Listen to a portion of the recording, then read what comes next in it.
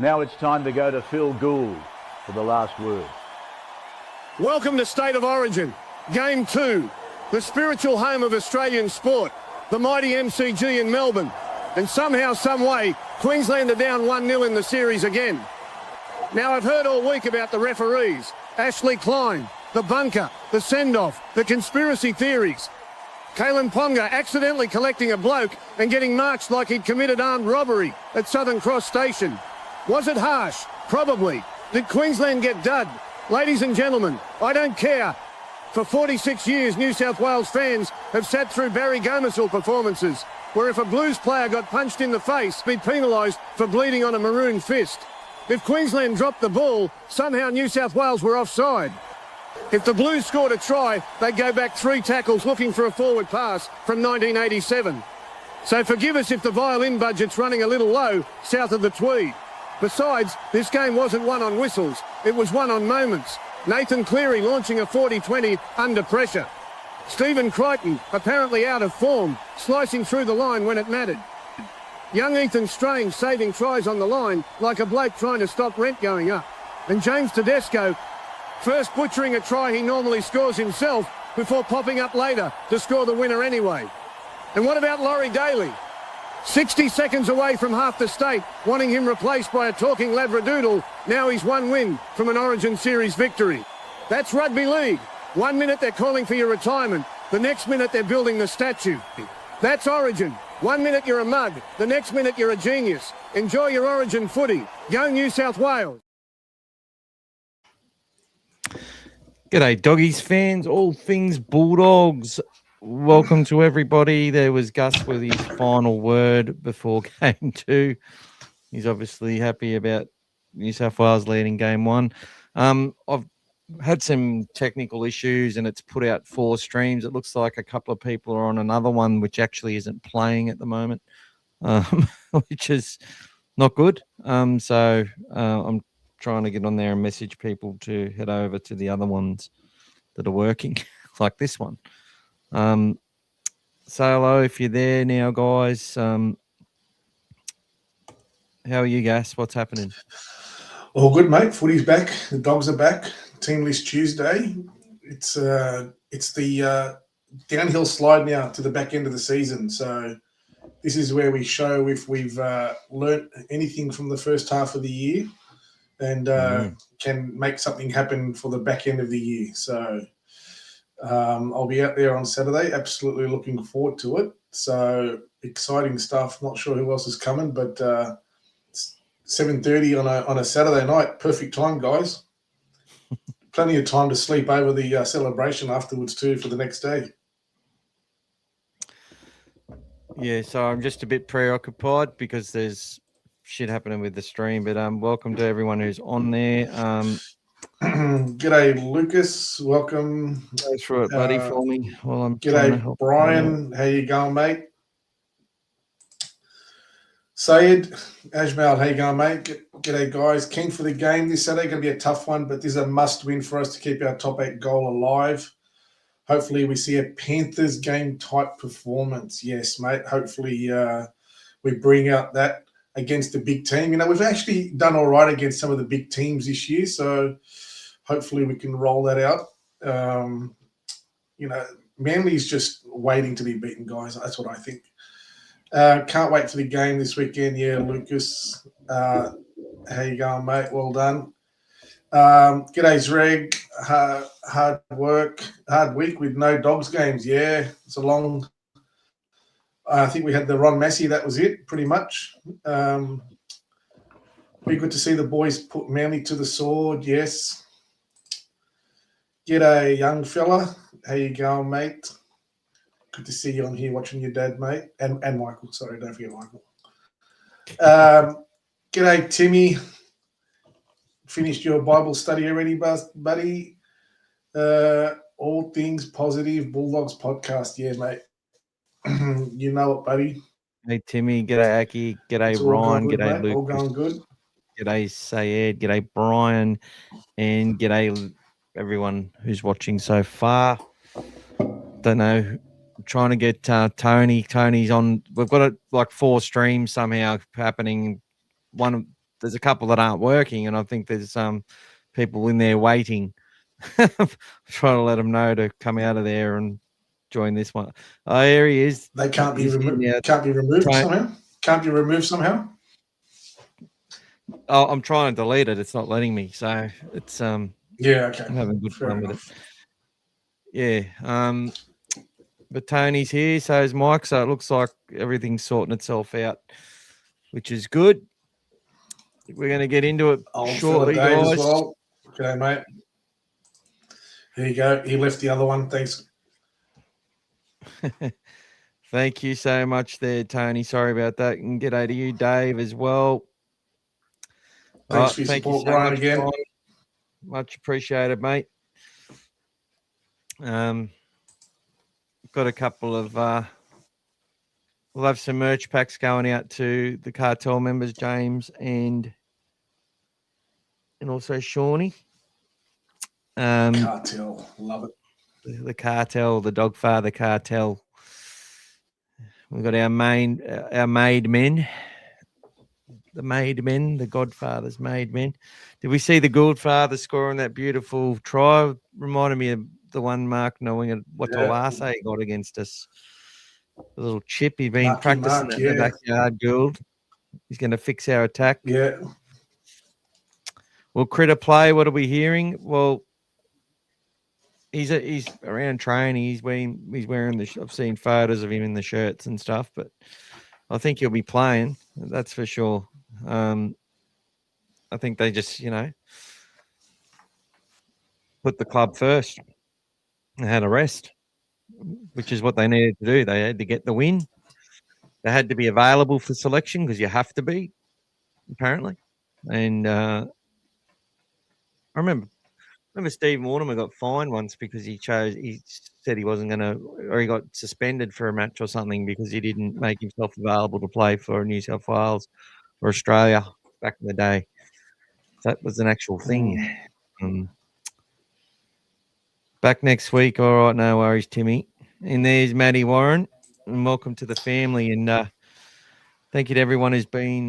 We've got the chat group there, so if you're on Facebook, we've got a chat group there. I might start something on Instagram as well for those who have got all, where I can just, it's a good place for you to chat, and it's a nice, positive place as well. Not a place to lose your mind in. But it's better to lose your mind in a chat group than it is publicly on the record for everyone to see. So that's I will say it's a safer place to give an emotional opinion under duress. Did we hear Robbo's pissed off with the doggies? Yeah, big shout out to the Socceroos too. That was amazing. That was amazing. Mate. The Robbo, go to. Look, I read that story and went, it's not even a story. Like really, we're the biggest victims of this problem in the last 5 years. We're the biggest victims of this problem with Birdo. Like, where are they going with this? Seriously, it's a non-story. Like, it's just trying to deflect off them. Losing by 100 anyway. Didn't they lose 48-10? So they're just trying to deflect the story. Like Marky Mark was going to make a difference. But our players played. What's it got to do with it? They played. They could have been selected. One was selected, then he stood down. I don't get it. Pulled out, and he's playing. Apparently, that's what he's saying. But hello, there's a reason why he pulled out, because he can't train, and if you can't train, you can't play. Easy. He's not you can't train Origin. For the Bulldogs. That's what I'm saying. He can't train. He doesn't have to train for the Bulldogs, but we'll still let him play if he's ready. But Mark's going to can't do that at Orange. Mark's going to. But Mark, what? So Robbo's angry that his player gets to play Origin, and our players don't. No, he's happy for him, but it's a shame that he couldn't play for the Roosters, then go play Origin. Then it wouldn't have been 48-10. It would have been 54-10. All right. Yeah.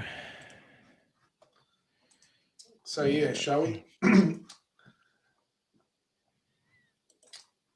How long till we give Preston the 750, 800 he deserves.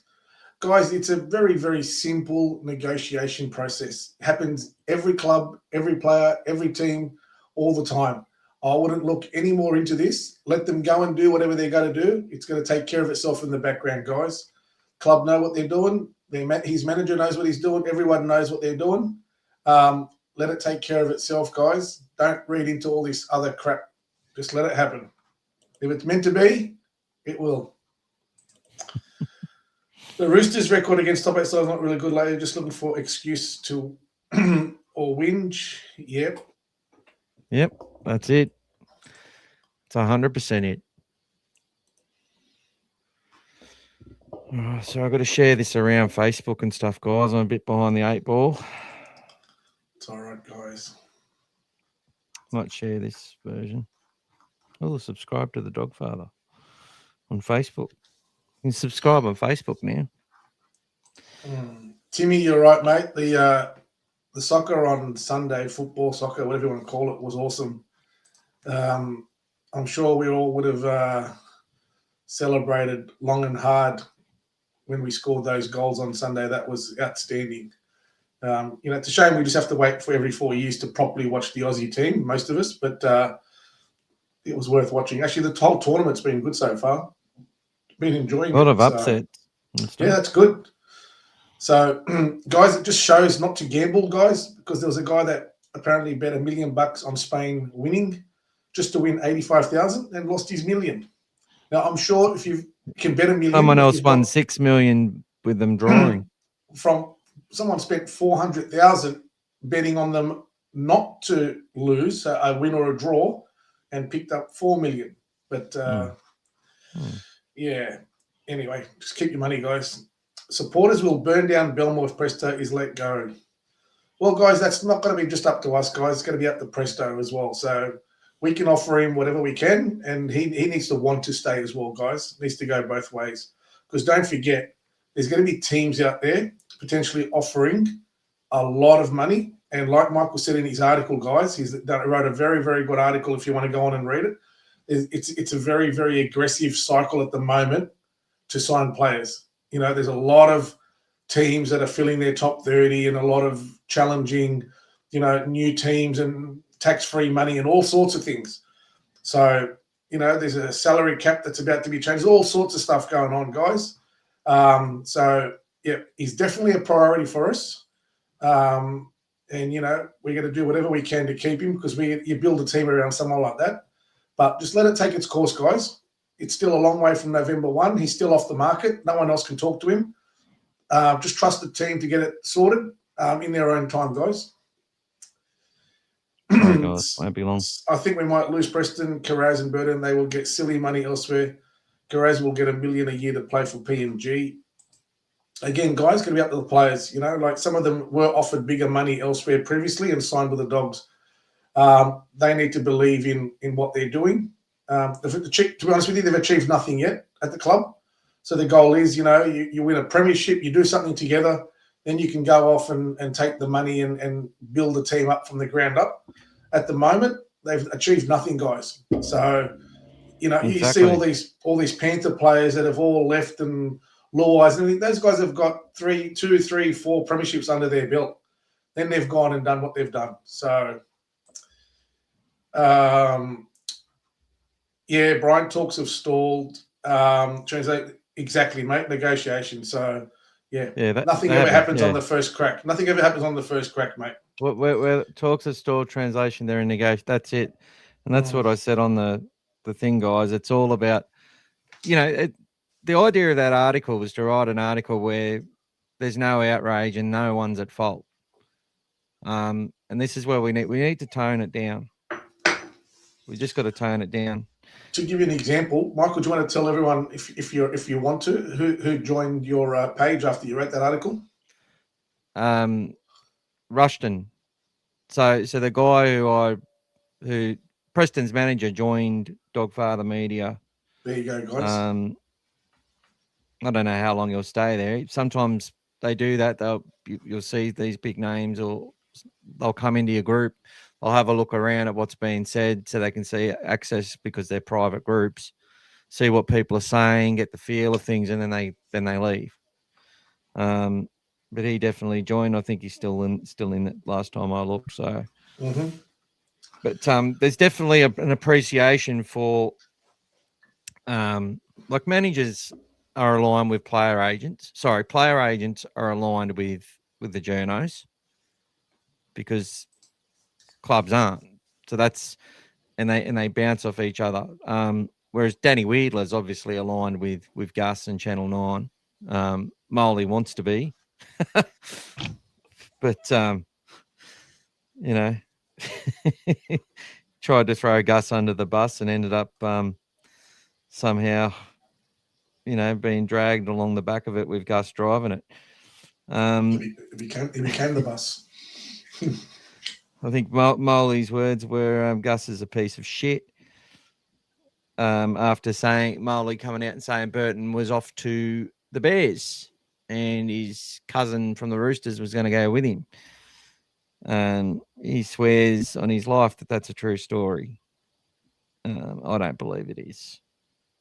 I think he was told by someone who said it's good mail, and the mail isn't that good.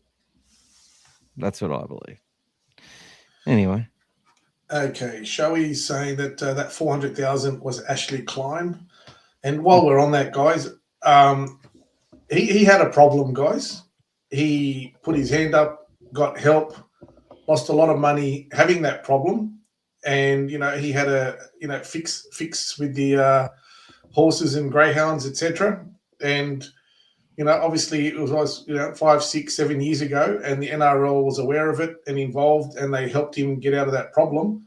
And now he's come out and spoken about it all these years later. So it's easily understandable for people to assume something else, which is fair enough. It's just everyone wanting to play, you know, jigsaw, put 1 and 2 together and off they go. That piece fits in there.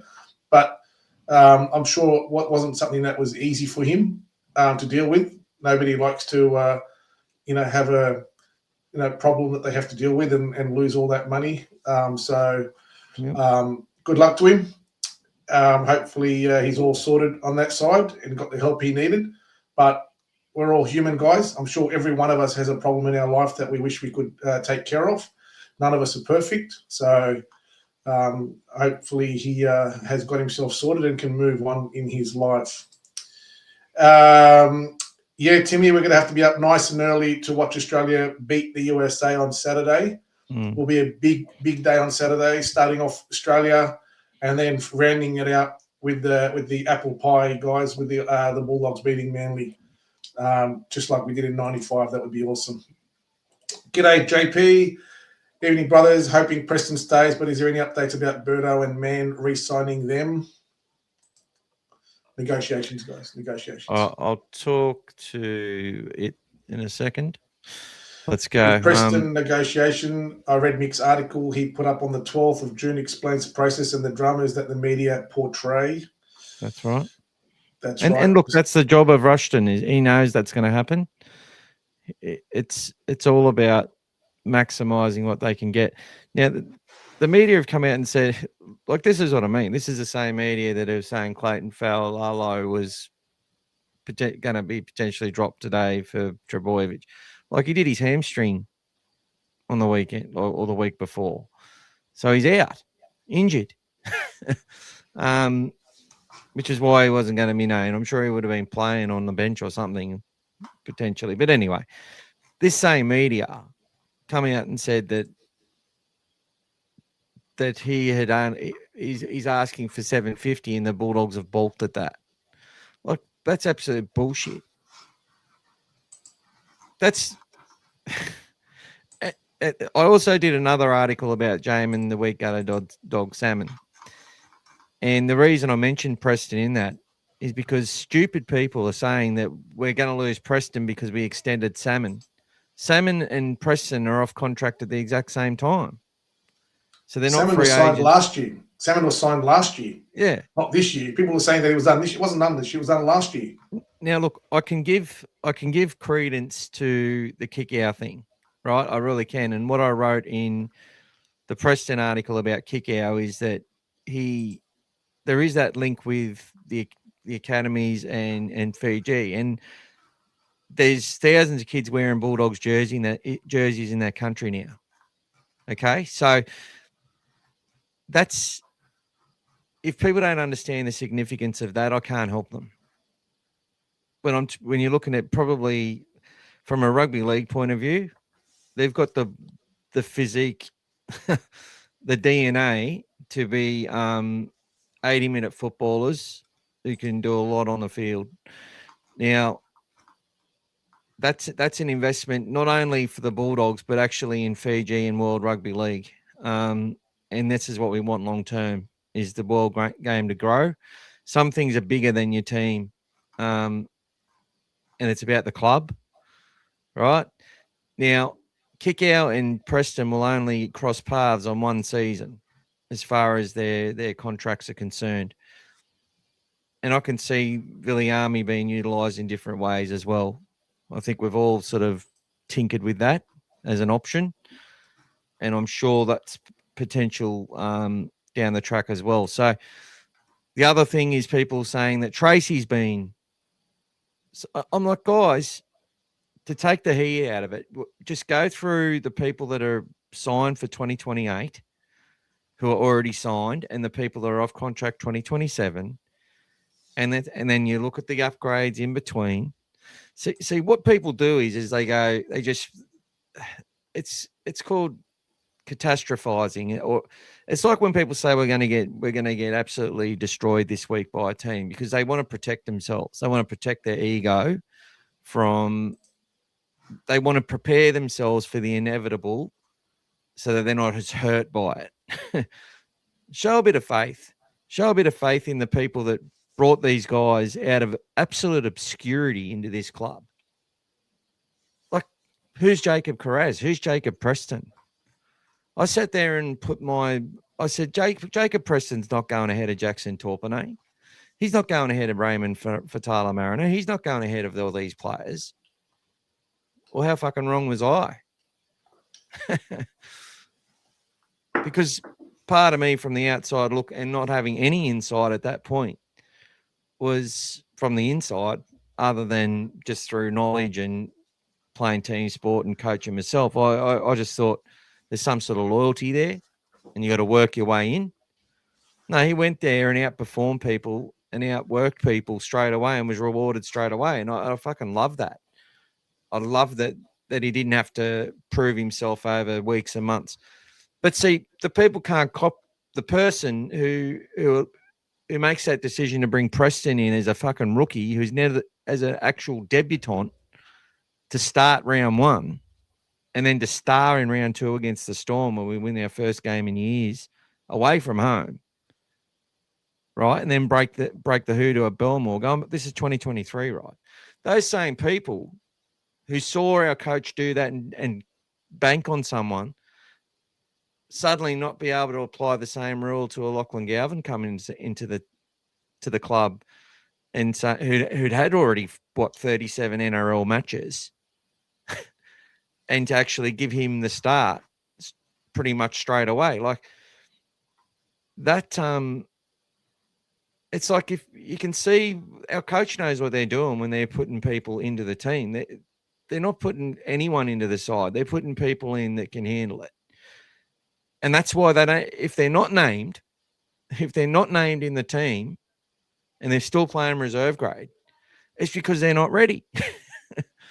or the people in front of them are doing better. It's as simple as that.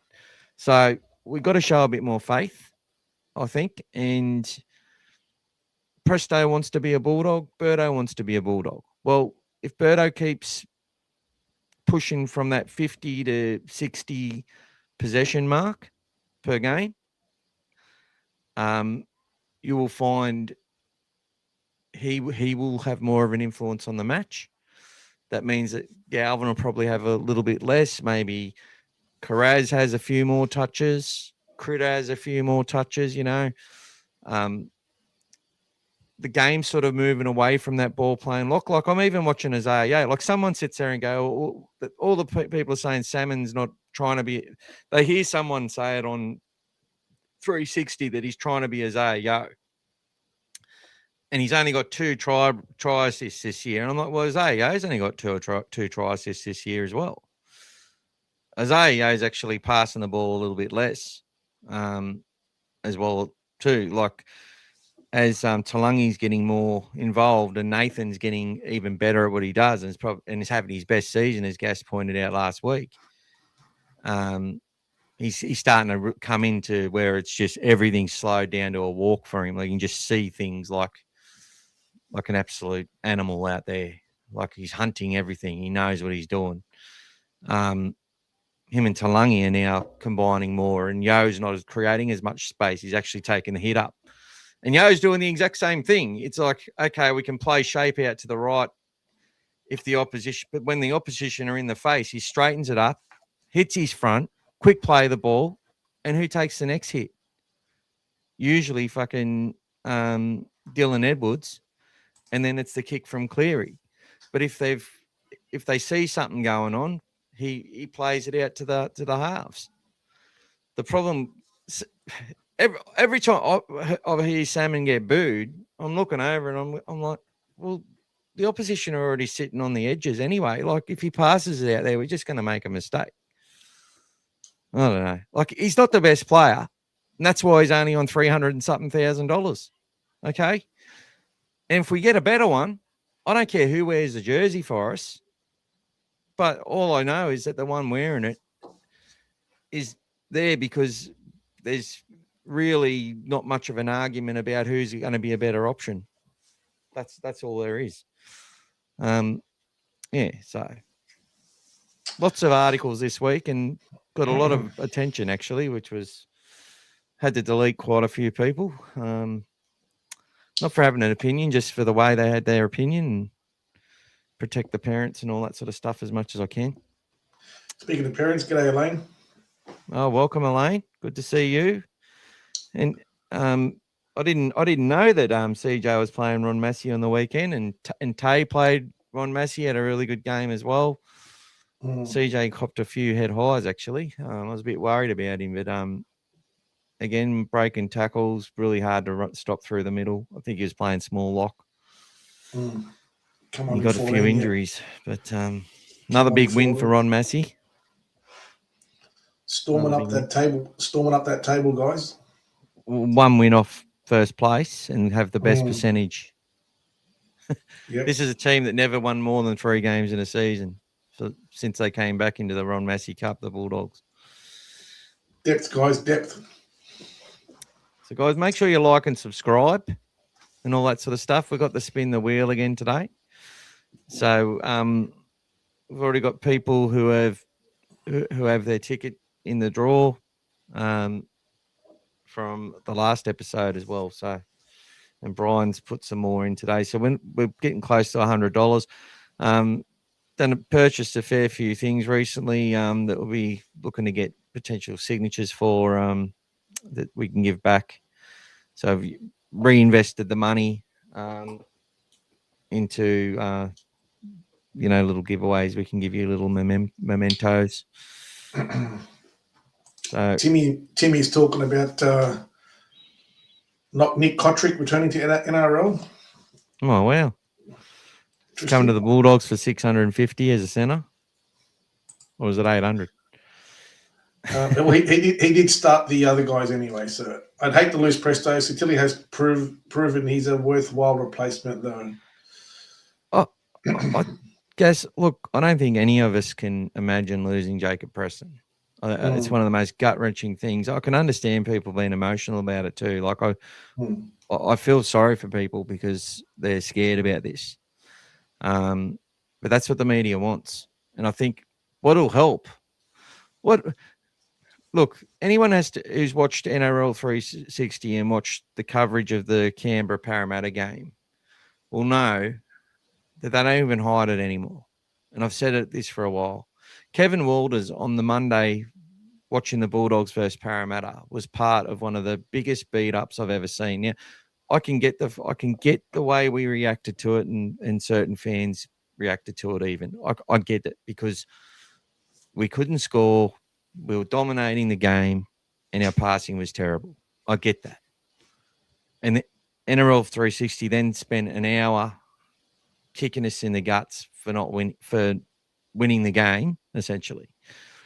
But when I watch Canberra, who are minor premiers, who had a better forward pack than us, who probably got a better spine, who let their halfback go, who's now doing really well for the Manly Sea Eagles, and replaced them with a rookie, who also let Trey Mooney go to keep someone who's played for 15 years or whatever, for another season, who's not playing much this year either because they're having a few injuries and whatever else, which is expected.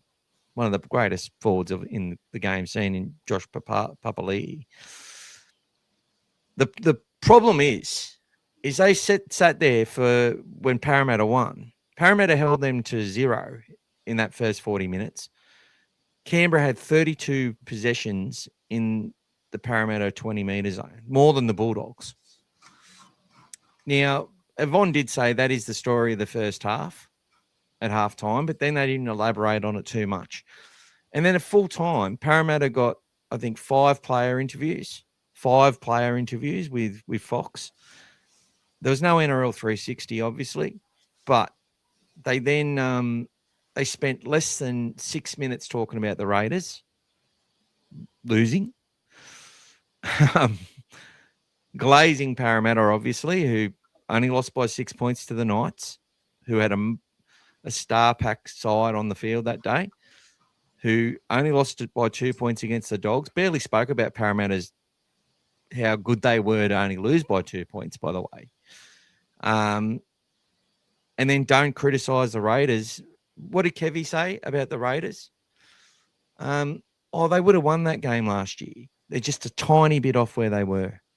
And then Yvonne goes, oh, well, they do have a really young and experienced half, and he's done a great job. But obviously it'd be hard, being new. And I'm like, okay. And Hudson Young wasn't playing, and Ethan Strange wasn't playing. Oh, okay, 2 players missing. Okay. So what else excuses are they going to get? This is the bullshit. And the reason I have an issue with it, like I know that Canterbury are the big club. Canterbury do get talked about. It is because we've got Gus Gould at our club, and there's that, and that's why it follows us, and there's so many more clicks. I know when I did a Zero Tackle article, the top 5 players to improve for Canterbury versus the top 5 players to improve for the Raiders. The Raiders article got about 3,000 views on it. The Bulldogs one got like 30,000. Actually, the Raiders got about 7 or 8, but Storm only got about 3,000, and most of some of the other teams like Souths and all that got like 40,000 and whatever else. Warriors, heaps and heaps of views. The point I'm trying to make is that I understand all that, but there's a big issue. One of the reasons that players don't want to come to Canterbury is the focus. It's the focus that are on these guys. It brings extra pressure. Of course it does. And then when you get a fan base that's fucking rancid when they start to lose a couple of games and starts tearing down their best mates on the field, like I can get it. Go to a game and tell them to pull their finger out their butt. No problem. But to go on the public record and start harassing people and harassing media managers like Darcy and that, and saying horrible things about them, and like we just got to tone it down. And the reason I go at some of the other podcasters, guys, is because they flame that stuff for their own financial benefit. I got that Brad, what's his name? Brad Cambridge goes on the Kennel and talks about us all the time and how I hate them and stuff. He was a paying subscriber. He was the first one. I kicked him off my channel while he was a paying subscriber. So I don't care about that stuff. It helps and I love it. And it's a payback for all the years of doing it. It's great. It's helping us, and we get to give back, and we've got a great community of mates now that are just some of the most kindest, great people I've ever got to experience. Like Gas himself, Joby and Rhett and Andy and Brian and Bulldog Mike Bulldog Mike, you're not a nice player. On Twitter, you're not. Poor Anthony Albanese. He has nightmares about Bulldogs, Mike. Timmy Gray and Elaine and everything else. Oh, don't worry about Timmy Gray. Don't worry about him. But even Paulie, who's been there for 4 or 5 years, putting on comments that I've disagreed with, he's disagreed with, but he's still there. There's another bloke, Ryan, who never really says anything live, but he's always comments every single week. Whole bunch of blokes, and we've got Scary here as well. Thank you, mate. And Gas hasn't sent the flag, but it is coming. He's just got to get down to Sydney again. He's been a busy boy. It's in the car, mate. It's ready to go. I've already got it locked and loaded. Player number 830 there signed, ready to go, mate. And I've got a bunch of merch coming, and I've actually got something else for you as well. I just got to get some sizes from you, a couple of you guys, for some stuff I've ordered, which Gas is also picking up for me. Let's get to people. Thank you, Shawnee. Good to see you, mate, and thank you for the contribution. Sorry, I said a lot then, peeps. Brian, managers want journalists to stir crap to make the teams panic, to throw more money at their players. That's it. And it's never, with 60 new roster positions, guys, it's never been better for player managers than it is right now.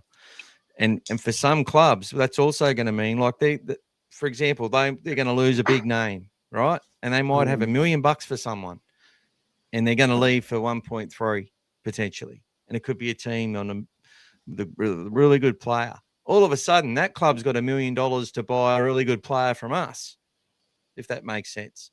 That might be the next rung down, but they need that player. It's like the Reid Marnie thing. You know, someone said the other day, if I don't believe that clubs are talking breaching the rules before the time I've got rocks in my head or something, I said, oh, of course they are. Yep. Do you think Reid Marnie, Sam Ayub, who's Gus's mate, as we've always said, the two biggest clubs he has representation are with, guess which two clubs? Cowboys and Bulldogs. Yeah.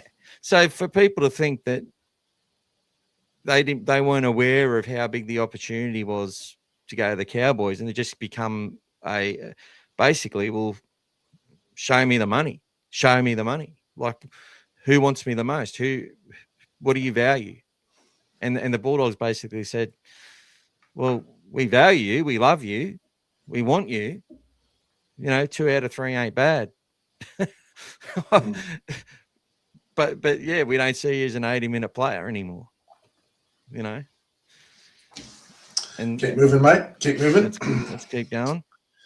Funny how the Queensland journos broke that Ash Klein story, I'm guessing. The issue with Klein having a gambling issue isn't a good look, brings the game into question. Yeah, I'm sure they all dabble in stuff as long as it's not rugby league, so it's a personal choice. He isn't a punter. He can decide games. Look, every game is reviewed, guys. Everything is listened to. Everything is watched. You know, it's very hard these days from that perspective, guys, to if there's a trend, to get away with it. I think there's that much analysis on everything at the moment. He would be a very brave man if he was trying that, guys. Good to see Conti named. It's well-deserved for the way he's playing in the Cup. Probably end up being taken to New Zealand on Sunday, which I'm guessing they'll leave on Saturday. So, and that's the other thing I was going to raise, guys. All those games that we've got this week, both of our teams are playing in New Zealand, the Jersey Flag and the New South Wales Cup. So the decision that we make on our team is going to be done well before the 24 hours, guys, because we need to send those guys overseas and we need to leave the ones we need to leave. So there will be some tough decisions this week. G'day, Sam. Carray's back at fullback, Tracy to wing. Yeah, interesting one again, but let's see. Tracy did win his last game at fullback, though, and Carray's did lose his last game at fullback. Perth Bears is Preston's junior team. He said he would love to play for them. Yeah, look, that's going to get pushed around a lot, guys. I went, I think it was 2023, I went to a North Sydney Bears function at North Sydney Leagues Club. Wayne Bennett was the guest speaker. I was sitting there next to the Bulldogs table, and Jacob Preston was there. And yeah, all the guys that were coming out there to support that, and he still has that in him there, guys. But he was at the Bulldogs, and he still is, and you know, let that play out, as we said. Elaine, yeah, he's named in the flag this week, so hopefully he goes to New Zealand. Yeah, let's hope so. Fingers crossed. That'd be a great experience. Yep. Yeah, hasn't been there before. Mm-hmm. Salmon will be up against Big Hamoli. That's a big test. I have a feeling that Cohen will take that edge, though, and Salmon back to lock. I still think there's a good chance of that, mate. I think you might be onto something there, buddy. The problem with the experts is they are quick to say everyone is wrong, but never put their hand up when it's them. That's right. And that's the thing with these podcasters and that. Is that like Michael Ennis? Is that like Michael Ennis as well? Well, they sit there and say all this crap, but then because they're fan casters and then because they're actual fans, they say all this crap, and then as soon as things change, they go, "Oh, sorry, I was wrong," as if it didn't matter, you know. And look, and there's a lot of ways to look at it, guys. I mean, I read something earlier today. Everyone's talking about, we're fans, we pay our money, we're entitled to our opinions. Yeah, no one's saying that you're not entitled to. You make your opinions to state, but there's a way that you do it, guys. While we're talking about that, guys, I want to say something as well that came out on the weekend from the Bulldogs. There have been some extremely disturbing things that happened to some of our female staff members, which is that I just mentioned earlier, completely irresponsible. Absolutely no go, guys. Both the young ladies in question, absolutely no go, guys. Very, very, very disturbing, and just irrespective of whether we've spoken about it before, guys, or not. And we'll continue to do so. There's absolutely no place for it. I'm glad that whoever it is very well known. And I really hope that the Bulldogs and NRL and whoever else do absolutely everything in their power to make that an example for others not to do, guys. There's just no place for that, guys. I understand that we're all there. We're all frustrated with the games. You know, we all have our ways of burning our problems and think that, you know, we played bad, we lose, whatever. But, guys, there's a way to take it, and that's not the way to do it, guys. That's not the way to do it. You know, but that's not the way to do it. Timmy, good on CJ. We love him and Tay. Good to see you, Elaine. Yes. Thanks. There you go. There's your support. Much love, Timmy. Elaine. That's it. Scary Simon Late, hoping everyone is doing well. Yes, thank you, brother. There you go. Right. Okay, what do we got here, Matty? Massive game in the lower grades against New Zealand and the Warriors in New Zealand. All the teams on the table near us have easier games. We could drop from 6th to 9th in Reggie's and 3rd to 5th in Flegg if we lose. There you go, guys. Yeah. So, big games, but look, not the biggest tough. Not the biggest focus for the Bulldogs, guys. Obviously, first grade is priority. So, if you've looked at this year's teams that we've been naming in all these cups and everything, it's all about building minutes and all these things that they want to prepare for first grade. Yeah. At the end of the day, the results are, they're good if they win, but ultimately it's all about them preparing what they want for the first grade team. That's the bottom line. So they want consistency, and consistency isn't about results. It's about in application and what they do. And that's the hardest thing to get. And when they're not being, and they haven't been that consistent, so they're actually performing quite well. So, you know, the thing though, Matty, what happens though is that, you know, if the Bulldogs lose first grade and then we lose those junior games, and then people go and look at the ladder, then they go, oh, the junior, the pathways aren't going real well, are they? You know, 2 weeks later, the teams are back in the top 5, back in the top 3, and suddenly the pathways are doing well. You know, the pathways are going very well. The fact that we've got, you know, last week against the Eels in New South Wales Cup, Gordon Chan Kum Tong was the most experienced first grader in that team with 14 NRL matches is a huge change. And I talked about this a bit earlier in the year. But the fact that that grade is full of players that have hardly played NRL or not played NRL is such a big deal as far as where we're going to and where we want to be. If you've got a reserve grade side that's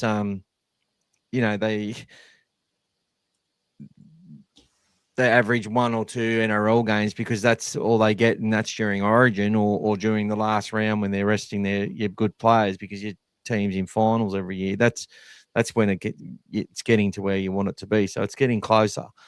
There was something else I wanted to suggest because there's some good stuff people were saying here that I saw earlier. Have you gone through everyone's stuff? No, man, I'm still working through, mate.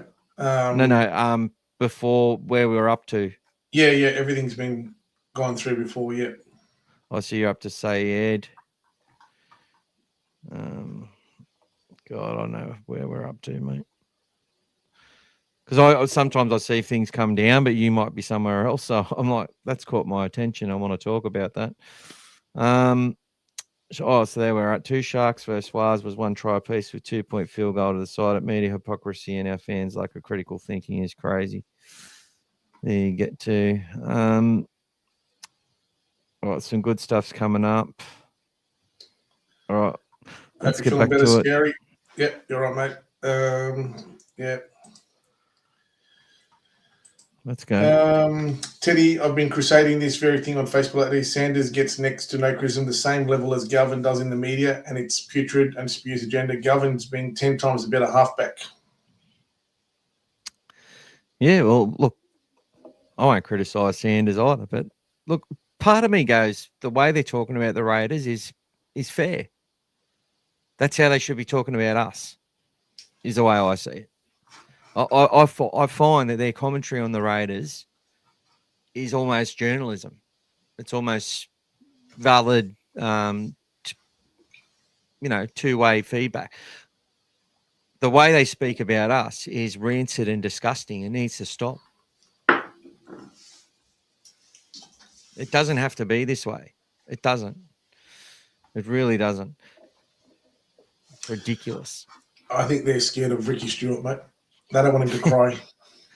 That's it. Doesn't take much for him to cry. He's a pretty emotional guy. But good shout out, Teddy. Good shout.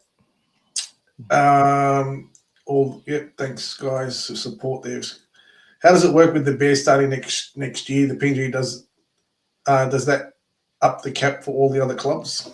Well, the cap's going up, they reckon, I think, in 2028. It'll be I think minimum 14. With the new money deal? Is that with the new money deal? Hey? Is that with the new TV rights deal? Is that probably, yeah. It's going to coincide with that? Yeah. The new $1 billion deal?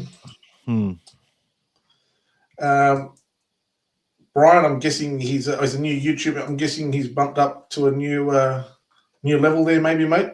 You can probably check Brian. that. Thanks, Brian. I reckon Latrell Fing would dominate first grade right now, possibly. Tommy, I think you're a legend. But Latrell Fing wouldn't dominate first grade right now at all. But I'll tell you what, he's a great player, and I think he's doing pretty well to keep Raymond Peru out of the fullback role. Yep. The fact Raymond's playing on the wing is telling you something pretty good about Latrell Fing. But the step up, like someone tried to. This is what I've been sort of told the equivalent. Playing New South Wales Cup for 70 minutes in the middle is the equivalent to starting in the NRL and playing 15 minutes. And even that 15 minutes is going to make you more fatigued to the point where you feel like you're going to die than playing 70 minutes straight in the New South Wales Cup. And that's not to say that there aren't moments in those matches where it's fatiguing and it's fast and whatever else, but it's a huge step up. So then you go from Flegg to New South Wales Cup, another jump That's why there's no shortcuts. You've got to develop these guys. Look, we're still getting people saying put Underhill, the fact that Salmon's in the team and Underhill's on the bench. What's that tell you about Serraldo? I'm like, what are you talking about? Maybe in maybe in a couple of years or another 12 months, I might be able to agree with that. Maybe. Underhill has gone from flag to bench cup to starting cup to bench first grade, and he's done that over about 3 years. And when he came in, he had an impact. But we're getting about 3 games in, that impact wanes a bit sometimes. That harder. that week in, week out. This injury's a new level. This is another level. This is, preparing to go to war for his debut. It's like, oh, shit, I've got to go to war every week. I'm not saying he can't or he won't or he's not. It's just you hear from these kids when they talk about it. It's a big deal. Oh, they love it though. Like they're so happy about it, especially in that position, being in the hustle and bustle of all the big bodies guys. I mean, that's going to take its toll. And he's always been a player that plays with injury and keeps bouncing back up and coming hard. That's going to test you. That's going to test you really, really hard. So he's broke himself just to get where he is. He's broken his body already. He willed himself there, as Mel Gibson would say. That's it. Is Jacob Preston thinking of leaving? Just wondering. Elaine answered that before. She said he was at the Manly game wearing his sandals in the rain. God, he's got some good fashion sense. Preston. Yeah. Preston was at the Manly game. I think Preston, Harry Hayes, and Jonathan Sewer were the 3 Bulldogs players on their week off. Turned up, watched the guys play at Manly. Very good of them there. Met a few of the supporters, took some photos. It was really good, guys. He said he was staying as far as he knows. And guys, look, that's the thing, guys. Everyone's going to be speculating about the Bulldogs, and look, and it worked. They put one thing about negotiations have stalled, and all of a sudden, every single Bulldog fan page just lit up like a Christmas tree in June. Bang! It was just like talk going in 360 circles. Bang, bang, bang, bang, bang. Guys, just calm it down. Let it chill. Negotiations takes time. He's still here till the end of next year. It's still not even November 1, guys. It's just the start. And every player that's off contract then, some of them won't even have discussions starting yet, guys. Just let it be. Let it happen. Let it happen. Don't stress yourselves over something now that we cannot control.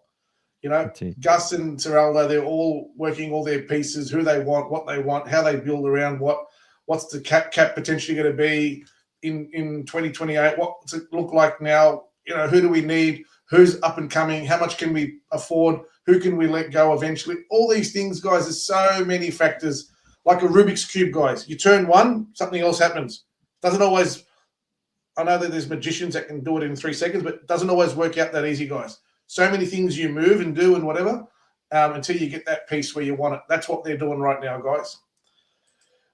Timmy's saying, hopefully we can win our first Saturday this week. Well, technically, in America, it was on a Saturday when we played in Vegas. Technically, Timmy, yes. I know we watched it on a Sunday, but let's hope that we can continue. We do have Adam G, guys. Adam G again. So we did win our last game with Adam G. So against the Raiders, funny enough. So hopefully that's a good sign.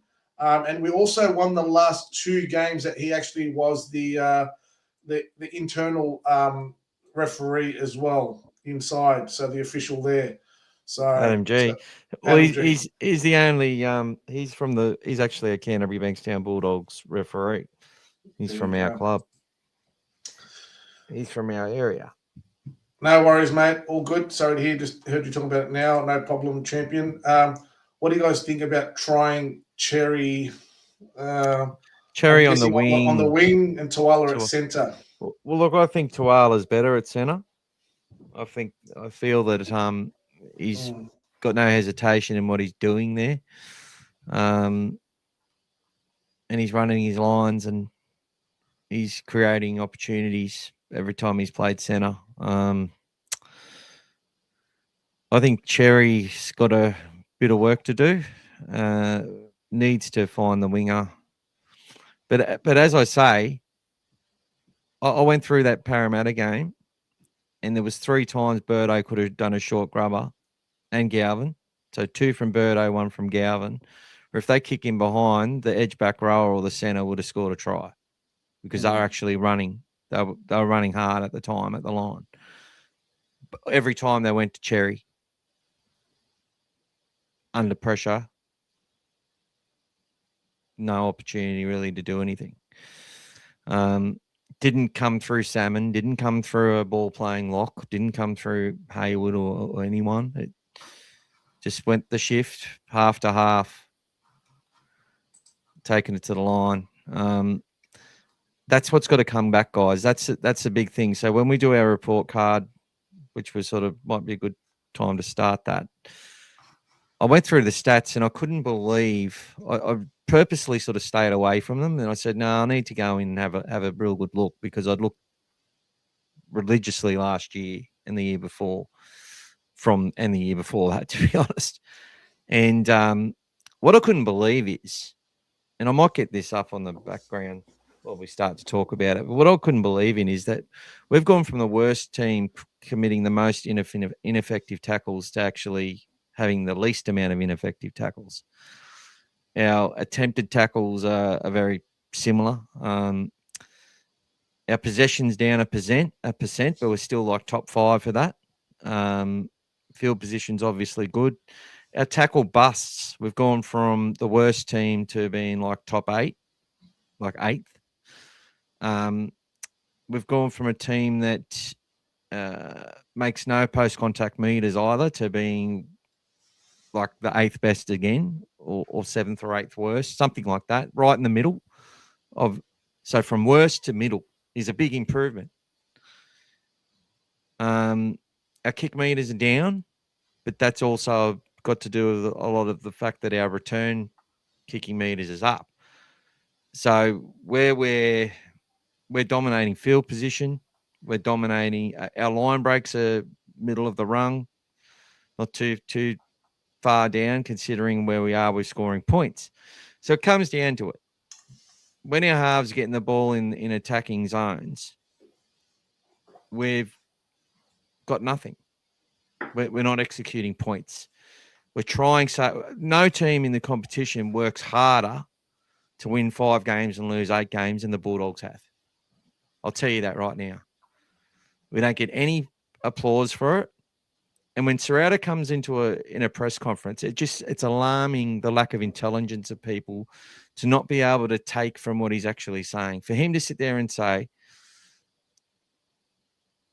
there's lots of, even down, losing, I know it's hard to accept, I can understand it, but if you actually listen to the words and what he says, when you're down 30-0 at halftime in Magic Round or whatever it was, and he goes, there was actually a lot we did right that I liked in that first half. It takes balls to say that. It takes fucking balls to say that, right? And he wasn't lying because you go back through it. He's like, well, we were doing all these things we want to do. There was just these, individuals in 4 different moments who fucking fucked up, and it cost us 4 points every single time. Yet people talk about, oh, I don't care as long as there's effort. Effort isn't about the scoreboard. Effort is about each moment that you're out there. Now, you can switch off once and then do everything else right in the rest of the game. It doesn't make up for it because it ended up costing us the game. But it doesn't mean your effort was bad. So this is what we're talking about. Tackle. They were saying Josh Adokar in 2023 was having a bad season because the Dogs were. His season was fantastic that year. Tackle busts. He never had as many tackle busts as he had for that year. He had more tackle busts than he'd ever fucking had. More effort stats. more tackles than he'd ever had to do. There was so much work he had to do that year. Now he doesn't get picked for 2023, and he was actually electric. And him and Burton started forming that combination with the kicks and everything like that. They pick him in 2024, and his form's actually not as good, which is New South Wales all over the shop. But to get to this, we've lost the ability to ask questions with our kicks. And because we're not doing that, it comes up in the stats. There's no deception there in what we're doing. And when we take away, now, the way we scored points last year was the exact same way. We have Burton on one side, Toby on the other. They just get the ball and pass it to players in better positions who are running hard at the line. They put a kick out. A little grubber and Curran would score. Little grubber and Satilli would score. Little grubber and Kickout would score. Or one of the wingers would come in and score. We're not getting any of that this year. There's no threat of a try from our kicks. And because of that, they're just rushing up and saying, well, you're not going to kick, so we're not going to worry about it. Mm-hmm. Now, it seems easy from my side of the fence to sit there and say, okay, we've got to kick the ball. But obviously there's something preventing that as well. And we can sit here and say it's coached, but I don't think it's that, because you see him practicing all that sort of shit at training. There's something happening where we're not getting that into our game, and it's not asking questions, and it was part of our game. And take with that Jacob Preston and Kickout not there, our two most influential, so influential in us scoring points. Yep. It makes it hard. And you look at the game against Parramatta, and it was in their mind to try to kick to score, and some of those kicks were just not on. You saw the way they kicked them. It was almost like, we need to kick here. But they weren't properly set up for it. It wasn't the right, at the time, it wasn't, like you said, there were opportunities that kicks would have been better off and we would have scored from. The ones that we pulled off against Parramatta weren't ideal sometimes. They were trying. They were trying, but it was more forced, because it was like, oh, we need to score from a kick. You know what I mean? It was more of a, we need to break it up, because we need to get the Eels. They're defending too well. We need to turn them around. We need to do, yes, all of that is right, but it just needs to happen, guys. The flow needs to be a bit better. It needs to come a bit more, spontaneous, with eyes up a bit more, rather than, oh, we have to do it and no one's chasing, no one's ready. It just goes, flat. Sometimes, and just a little bit more confidence on that side as well, guys. Sometimes just having that belief, having that vision, and then you do it once, you do it twice, it becomes part of that. What happens? The team start holding back a bit, ready for that. Then you start having room to spread the ball to your wingers and start, by the time you bring their winger up, hopefully you're in the corner or something. But at the moment, everyone knows we're not going to be doing effective kicks if we kick at all. So they're holding their line, they're rushing up on us, and it's making us look predictable, guys, in attack. It's making us look predictable. So easy to defend against. Big shout out to Lockie Booth and also Pete Weber, who's jumped on and throwing $10 our way. Thank you, mate. You're in the draw. Manly hot favourites, big game in the context of the season. Missing Presto kicks hurts us big time, as we just said. 100%, Pete. We'll need a Penrith-style win with minimal errors. Can be done in a close one. Keep the faith.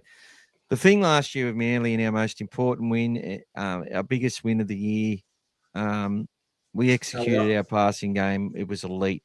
Connor Tracy had his best game of the season before getting his internal abdominal injury, which he's never really recovered from, to be honest. He hasn't hit that level since. I felt he played well against Para. I really do. I felt there was I still worry about the high ball confidence. I still worry about the cohesion and connection out there with what's happening. But people have quickly forgotten what Tracy did, because they saw Carraz come in and do really well for a couple of weeks. I want to have all our best players on the field. I don't care who plays. I just want we're just going to support the players that are out there. They've had a couple of weeks off. I think we'll get back to the chats in the order they were made, but Pete's throwing $10 in. So very big game, this one. Let's go through some stats before we get into the preview. I just wanted to catch a few chats, mate, so we're not too far behind, and then you can do that if you want. All right. Darren, I really think the bye is the best thing for our game. We haven't had a bye since round 2. Don't understand that long stretch without a break. Yep, we said that and spoke about that a lot last week. I've lost a lot of respect for Mick Ennis. That's right, Scary. You're not alone there, buddy. Problem with the experts is the fact that they think they're experts. That's right. Timmy is supporting it's poor form and hope the female staff are getting the support they need. Yep. G'day, Jay Sard. Up the dogs, that's it. Agree the fans have the right to opinions. Personal acts of abuse are not opinions, 100%. That's right. Dogs will beat Manly this week, got a good feeling. Yes. Doesn't help when Crawley and Bulldog Richie are mates with Sticky. That's Ricky Stewart, guys. Biased reporting. Crawley has turned into a version 2 of Buzz. Yeah, it's pretty poor form. We've got plenty of stuff we're doing on that Dave's doing for Crawley. G'day, John. Evening, lads. Evening, everyone. Can't wait for the Saturday Socceroos over the USA and into the Doggies win over Manly. Freshened up for this one. Think it'll be a cracking game. Let's go. And, guys, this is the problem. You keep putting, look at the American commentators. You keep putting enough, and even the Turkish captain, etc. You keep putting enough crap on the Aussies, and it's going to come back to bite you. You don't give someone more incentive. You don't give someone more incentive to come out and beat you, especially a do or die Aussie player. Come on, guys. Should be smarter than that, but they'll never learn. Cade Dykes was progressing nicely. I noticed he wasn't named. He has a soft tissue injury, guys. He sustained in the last game, so he's out this week as well. Hopefully it's not too long. Underhill still needs a lot of fitness work, but he's doing great for where he's at. Yes. He looks to me like he's going to play Origin. He looks like a player that'll play Origin for Queensland one day, the way he plays. Yeah, he does, yeah. Unfortunately, yeah, I agree. How the hell is Kiraz able to play with a torn calf? That's insane. Shout out to a true Kiraz warrior. He is, guys. Great shout out, guys. I'm going to do a big article on Kiraz this week too, by the way. Kiraz's machine breaks himself constantly and keeps on getting up and playing. Yes, he does, legend. Guys. He's a deals and contract negotiations take time. Look how long it has taken for a peace deal to be finalised. Still ongoing, mate. Really enjoy watching Tawala play. Burton seems very hit and miss at the moment. He is a bit, yeah. Courageous player. He battles and keeps on going. And what are you on about? Whittle Ramsey. Look, Whittle Rasby. How you going? Welcome to you. People think Haywood's a great lock. Haywood's a ball player. Now, ball playing locks at the moment they finally started to talk about it the other day. For Origin? Well, they just started to talk about it. Johnsy and that started talking about it finally. And this is what I've been saying. The Dogs have been evolving their attack for weeks. Where it's been straight to the halves. The halves have been playing both sides of the ruck a lot more. And when Burton has more touches of the ball, we go closer to winning. Now, in between that Melbourne game, he went into New South Wales camp, obviously. So, look, this all takes an effect on this. He's a laid-back country boy. And you could see against Para, he was trying, and he did some things that were great. But once he had that burner, his passing was shocking. It was as bad as... And it's funny because Harry goes and does another thing to say Galvin's not a halfback because he didn't execute a pass to Cherry. That has nothing to do with you being a fucking halfback. How do I say this? If you fail in your execution, doesn't mean you're not something. Now, if I can go, if I'm a singer and I can sing certain chords or whatever, and then during the performance, my voice cracks. I don't hit the note that I've hit 100 times. Doesn't mean I can't hit that note. just means I failed on that in that moment. He failed in that moment.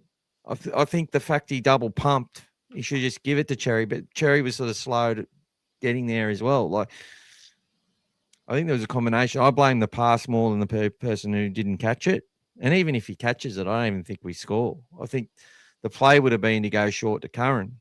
Curran's had a lot of. I've been watching Curran. He looked very frustrated on the weekend. I think he's keen to get something happening. You know, he wants to get something happening with he wants to get his season started. They all do. I'd have a few of those little grubbers in behind happening. Yeah. Because that's what that's going to do is make them think twice about rushing up, which is going to allow the Cherries and the Crichtons and Galvin and all the players to get close to the line and finish those tries like they usually do. They hunt those try lines out. They're those types of players. What's happening at the moment is they're sort of too far away from it, and teams are in their face, and they're just waiting for us to do what we want to do. I think the wet sort of suited us a little bit because it's made the defensive line a little bit more hesitant on its feet, sort of thing. So if you're sort of rushing up on the edges and you got players running hard at you at different lines, it's not the same. You've got that bit of hesitancy there and probably a bit more fatigue in the sloppier ground. I just think that. But on these sort of half dry tracks they've been playing on as well, like teams just waiting for us, and it's quite obvious what's happening out there. So yeah, we had 2 weeks off. I think I'm going back to what Darren said and what we were saying last week. We needed that bye. 12 rounds without a break's a long time. Yeah, especially when the things very aren't going fact great. The very fact there was teams that hadn't had a bye yet when we were having their first bye the same week we were having our second. Yeah, is ridiculous. Wrong. Yeah, it's wrong. But yeah, Whittle Rabsy, we've obviously, I don't know if you have been on here before, but we've spoken about this a lot, about Salmon and how important he is to the team. But the players are the ones that can measure that as well, a lot more than sometimes we can. And they absolutely love playing with him. He's like everything else. You always need these guys to do all that dirty work, that grind. Not everyone's going to be the big, flashy superstar. I've used the example before, but you've got the Tour de France. They've got different categories for all of the people in that race. They've got something called the domestiques, which is like those guys that do the hill climbing. He's that version for us, does all that dirty work, organisation, cleans up a lot of that mess, has that great line speed. A lot of the media, unfortunately, and people have jumped up and down and spread those stories, have criticised and gone after Salmon because this is an easy target. Don't let all that get to you. Don't let that get people to you are saying we've got Peter Warburton who's come. He watches this. He's on everywhere. He's a member. Whenever Salmon, whatever happened, like they could be talking about Christmas, and he'll mention Salmon, Hayward, Turpin, these Harry Hayes. These players aren't good enough because they don't run hard. They don't break the line. And it says that they're slow and. Well, hang on. You talk about Salmon being slow. But they're trying to say that they're saying he's slow, and they also say Salmon. No, not only slow. They say he's slow, and when he's playing the ball, he's one of our fastest play the ball exponents in the team. Yeah, nobody gets to their feet and plays the ball faster than Salmon guys consistently. He's our best in the team. Yeah, so when you're saying he's too slow, that's one of the main responses I give, and also people don't know that. People don't see that. Yeah, they just want to say he's slow. That's easy to say. But where Whittle Raspberries come in here, right? I believe it's off listening to all these comments that people are saying. I watch Salmon live at the games, and I watch him and so people are obsessing over him. And you go, yeah, he's a player who comes in as the third man in, and then hangs at marker. Like, well, he's always chasing he chases from marker. He does come in third man, and he directs he's one of the guys who's dragging players back to where we want to keep him. He's one of the main, when he plays, the Bulldogs average the best the lowest we concede less meters from where the fullback gets the ball to where the kick is taken when he plays, because he's directing all that.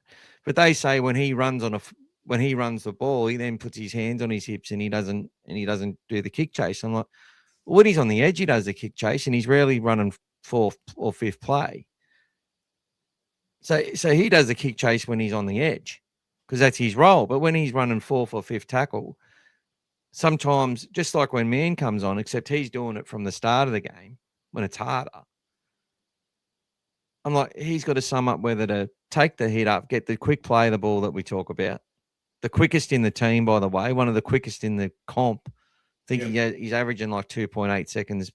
Yeah. It's a bit slower on an edge because he's doing different work. But his job is, okay, I need to generate a quick play of the ball, find my front, so that we've got space to get away a nice kick so we can start it all again. And what am I hearing from the crowd coming through? Boo! Oh, why did you run the ball? Oh, you're turning into Aiden Tolman. All this sort of shit.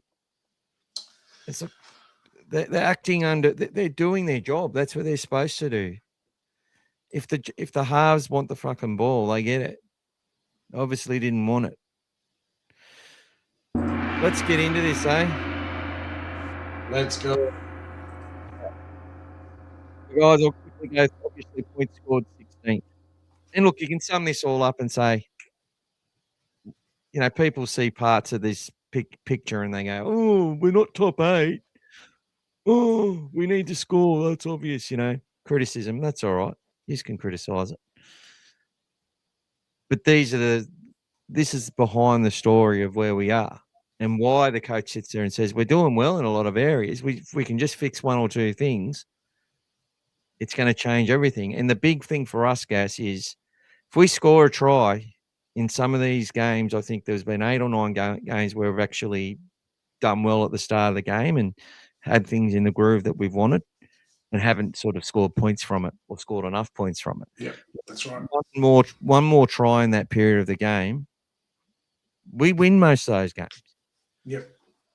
Right? We get that try in that period, we're likely to then not concede a try when we concede it. And sometimes we then would concede 1 or 2 or 3. We score a try, especially having to work for it, getting down there and sort of like against Penrith. What did we get? 3 tries. Yep. So as Pete said, if we go out there and do what we did against Penrith, against Manly, and I think we can. They're playing confident Manly, but they're still the same Manly team. But a lot of players that have come through, been in that system a long time. They've got a steady halfback there now. Tommy's back. Tommy's back. We'll see how good he goes straight up. But look, I'm expecting a massive game. Taniela Paseka is always going to be an enforcer. They got Hamoli, who shouldn't have been dropped. Should have been backing up against the Bulldogs. Won't be. He'll be fresh and angry. That's not good for us. But I think it's going to be a big deal. But let's finish this off. So attacking stats. Possession, we're still 5th. Last year at this point, we were top 2. Line breaks, 10th. We were worse than that last year. So we're making more line breaks than we did. But scoring less points. It's the halfback's fault. They're not managing the game. Okay. Maybe we need to get more from our most highest paid experienced half, who is trying and he's getting more touches. But I think that kick deception is needed. Post contact, 7th from last in 2023-24, and I think bottom 4 last year to 7th. Tackle breaks, 6th from last and near the back of the field to 6th. Decoy runs, 4th. People running decoys for each other. Run meters, 5th. Usually run meters and possession are very well aligned. But our overall possession is 1% worse than it was last year at this point of the year. Well, 52%. We're now 51 with a few other teams, 51 point something. All runs 5th, which also lines up with that other stat. Kick return meters 3rd. which means we're forcing teams to kick from deep in their own territory, and our guys are getting the ball and running it a long way before they're getting tackled. Okay? Dummy half runs 14th. Now, that's not just from your hooker. That's from everyone in the team. There's some teams where the hooker hardly runs, but they have a lot of dummy half runs from their centers and stuff. Like Katoni Staggs will run a lot from dummy half. We want to see Birdo do a bit more of that, even though he's a 5'8". Offload's 4th. Now, I reckon we might be first by the end of the year in this stat because we're first in the last month by a long way. 15th in try assists, which is a reflection of the points we've scored. 11th in line break assists, though. So we're making a lot more breaks. And guys, we were around this area last year, a similar type of area. What was the difference? A bit more variation, bit more people sure of themselves, a lot less injuries to key personnel at that point of the year as well. Made a difference. All receipts 3rd. Defensive stats, points conceded 8th. Now, we were 14th 3 weeks ago. So we're conceding. There's only two teams behind us. So we've improved a lot in the last few weeks. I think, what have we conceded? 6 to 8 tries in the last 3 weeks, something like that. 7 tries. Tackles made, 8th worst. So obviously, the more you make. So we're 8th, but first is the worst stat. 16th or 17th is the best.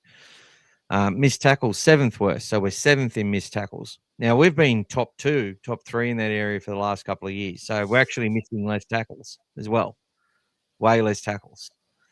Charge downs, 1st by a country mile. Intercepts, 16th. There's something in that as well. Confidence and speed and awareness to see what the opposition are doing and run out and take that intercept. We used to do that fairly well. Ineffective tackles, though, we're the best in the top. Kicking stats, total kicks 10th, total kick meters 9th. With good field position, good possession, your kick meters, I think we're about 5th at this point last year. Obviously, Burton not kicking as much. We're not kicking as far because, but look, I feel Galvin's kicking is actually improving all the time. Conversion percentage 8th, 40-20s, we're 5th, equal 5th with about 8 other teams because we've had one 40-20, and I think the Cowboys have had 5, and every other team's had 1 or none. Short dropouts, we've done the most short dropouts in the comp. Rabbitohs have had 2, I think. Cody Walker's had a couple. There you go. Just 11th in errors, meaning there's a lot more teams making it. So 11th's actually like 11th best, or 11th worst. It's sorry guys, it's a little bit hard to explain it, but there's 10 other teams making more errors than us. Penalties conceded. There's 8 other teams giving away more penalties than us. Handling errors, there's 12 other teams making more handling errors. But what I will say is, no team. I was going to say, with the penalties conceded, guys, if you look back about 4 or 5 weeks ago, we were near the bottom of that one. So we've actually got our discipline has improved a lot over the last few weeks. And you can see it in the games, guys. We've been giving away less penalties, less 6-agains. Definitely been a focus, something that we're looking at to not just keep giving those teams that momentum. So getting off the players a lot faster, just not giving the ref an opportunity to blow that 6 again if we have to. So definitely an improvement there. One thing I'll say, though, and I haven't really got the bombs and stuff in there, but when we make a handling error, we know how to make a good one. Yeah. That's what I mean. We're working our ass off to control the game. You can see it through the stats. Yes. But they're not getting the reward for their efforts. And that can turn your season into by round 20, you got nothing left. and it's 40-0 every week. That could happen to us guys. Now I'm hoping it doesn't happen. That's a reality of rugby league. You see teams are gritty, and people say we weren't gritty against the Dolphins and all that sort of stuff, but we were ahead in that game, and we're going well until we had our players in, and then they blew us off the park. Yeah. They blew quite a few teams off the park since then. Yeah. And one other thing, guys, to note, you look at these stats, you look at what the team, this is what the stuff that the team has been training on in the off-season and getting right, working on all these key areas that for them, they're going to dominate. Now, what happens when you get it right? You have a game like you did against Penrith, guys. That's the bottom line. When you get that side of it right with this side, that's what happens. You get those results. Problem is we haven't combined the two. Like Michael said, we've actually been going out there and you see it. I've only missed 2 games, Vegas and 1 other game this year. You're there all the time. You're looking at it. You watch the game. The effort, everything we're doing is right. It's exactly like Michael said. If we're not scoring that early try and continuing on, guys, when we're giving away a cheap possession, we're conceding points multiple times, and then we're out of the game. So that's just a confidence thing. But if we're getting all these other things right consistently, eventually, when we click in attack, then it's watch out time. Because that's going to be the difference. When we start getting ahead in attack, we're very, very, very rarely going to get run down, guys, from a decent lead. Because then we can start playing our game, control our position, get into that grind. That's going to suit us down to the ground. But we've been, if you notice, how many games have we had to, we still need to score 3 tries at the end or 2 tries to win the game. You know, we pulled it off against Melbourne, but we can't do that all the time, guys. We can't keep playing catch-up. So that's why, at the moment, these things are very good. That's why Seraldo has honestly been happy with a lot of these key areas, but we're losing the key one, which is the scoreboard. And that's the one where if we just get that right and get a bit of confidence and get a few things working in attack, these things will come into their own and help us win the games. We're not that far away. Hopefully now after a bye, Manly can see how we go first up on Saturday. All right. Everyone gave us no hope against Penrith. We beat them. People expected Melbourne to roll us. We ended up rolling them in the second half. I give us a chance against Manly. Yes, mate, you are not alone. It's got that feeling. You are not alone. G'day, Lockie. With Kicks and Presto not playing, that's a lot of the go forward missing in the team. Yes, it is. 100%, Shawnee. Christopher Barclay, what do we think of Spinks getting a run this week? Very excited if he gets to debut. That's possible. I won't be too long, guys. Keep going through these chats for me, guys. He's there. Our kick defusal is really poor as well. It improved since John Carras came back. But we just seem to struggle in this area as much as our attacking kicking game. You're 100% right, mate. Carras was attacking it a lot more and taking the chance to take it, not being afraid to go for it. Kind of sort of got into a little bit of a confidence thing where it just wasn't happening and paid the price a few times without catching it. And then we leaked points off it straight away. Yes, Aki, it's going to be a very early wake-up, mate. Maybe you should get some rest after the game before we go to the Doggies game. It's an early start for a lot of Aussies. Yes, it is. Mix karaoke. No, mate, don't encourage him. I'm a fan of Salmon. You always know what you're going to get with him. He's a ball runner, not a ball player. He's a player organizer. 100%, mate. Well said. No, we don't, Timmy. Hayward still has his place in the team, but he's not a replacement for Salmon. Salmon is very reliable. Yes, guys, thank you. Same said for Hayward. Both Salmon and Hayward are doing a role for the team. Back them and stop putting them down. Thanks, Timmy. Our attack will be striking good next season, especially with a new dummy half. Well, that dummy half potentially, guys, is likely just to be a replacement for someone like a out-of-luck Turpin who keeps getting injured. So there's no real changes there, guys. You know, we did have another dummy half this year that hasn't been playing, and we've been using someone else. Freddie's just basically there to potentially replace someone like that. You know, it doesn't mean that we've lost out with Hayward. He's still a long time work in progress, but having another experienced half coming in there will be good to give us that balance as well. Unlikely, mate. Blaming Hayward for our attack is a joke. We had Marnie last year and the year before, and our attack wasn't great. That's right, Brian. Yep, Scary agrees as well. I feel we've missed the rotation between Mann and Hayward in the Eels game. When Hayward comes on, he definitely helps straighten up the attack through the middle. Yeah, and you know what? I think when he's got 20 minutes under his belt on the bench and he plays that last 60, it does help him at the moment with where he's at in his development as a hooker. I agree. If you watch North Queensland, Marnie has been terrible. He's slow and giving away dumb penalties. We don't miss that. Mate, I think you're drunk. Hayward is not. There's a lot of options there, mate. But just so you know, buddy, Burton has never won a game with the Bulldogs playing in the centres. There you go, mate. Thank you, Scary. Yeah, man, I think you had a few too many drinks, buddy. Is it true Preston is going to leave the Dogs? We've already spoken about that quite a bit. It's a long negotiation process that all clubs do with all their good players. A lot of determination on their roster, on everything else, guys. So still way too early to worry about. Let that take its course. Preston isn't leaving the club. Hey, Scary, I think Gilly's drunk. Yes, Timmy, I agree. Didn't they say that Preston is going on the market? All talk, guys. It's all negotiation. It's all talk. It's everyone doing their job, guys. Managers, media, everyone's doing their job, guys. It's got everyone's attention. That's what it's designed to do, guys. That's what it's designed to do. Darth Vader's back in the house. Wearing my black jersey.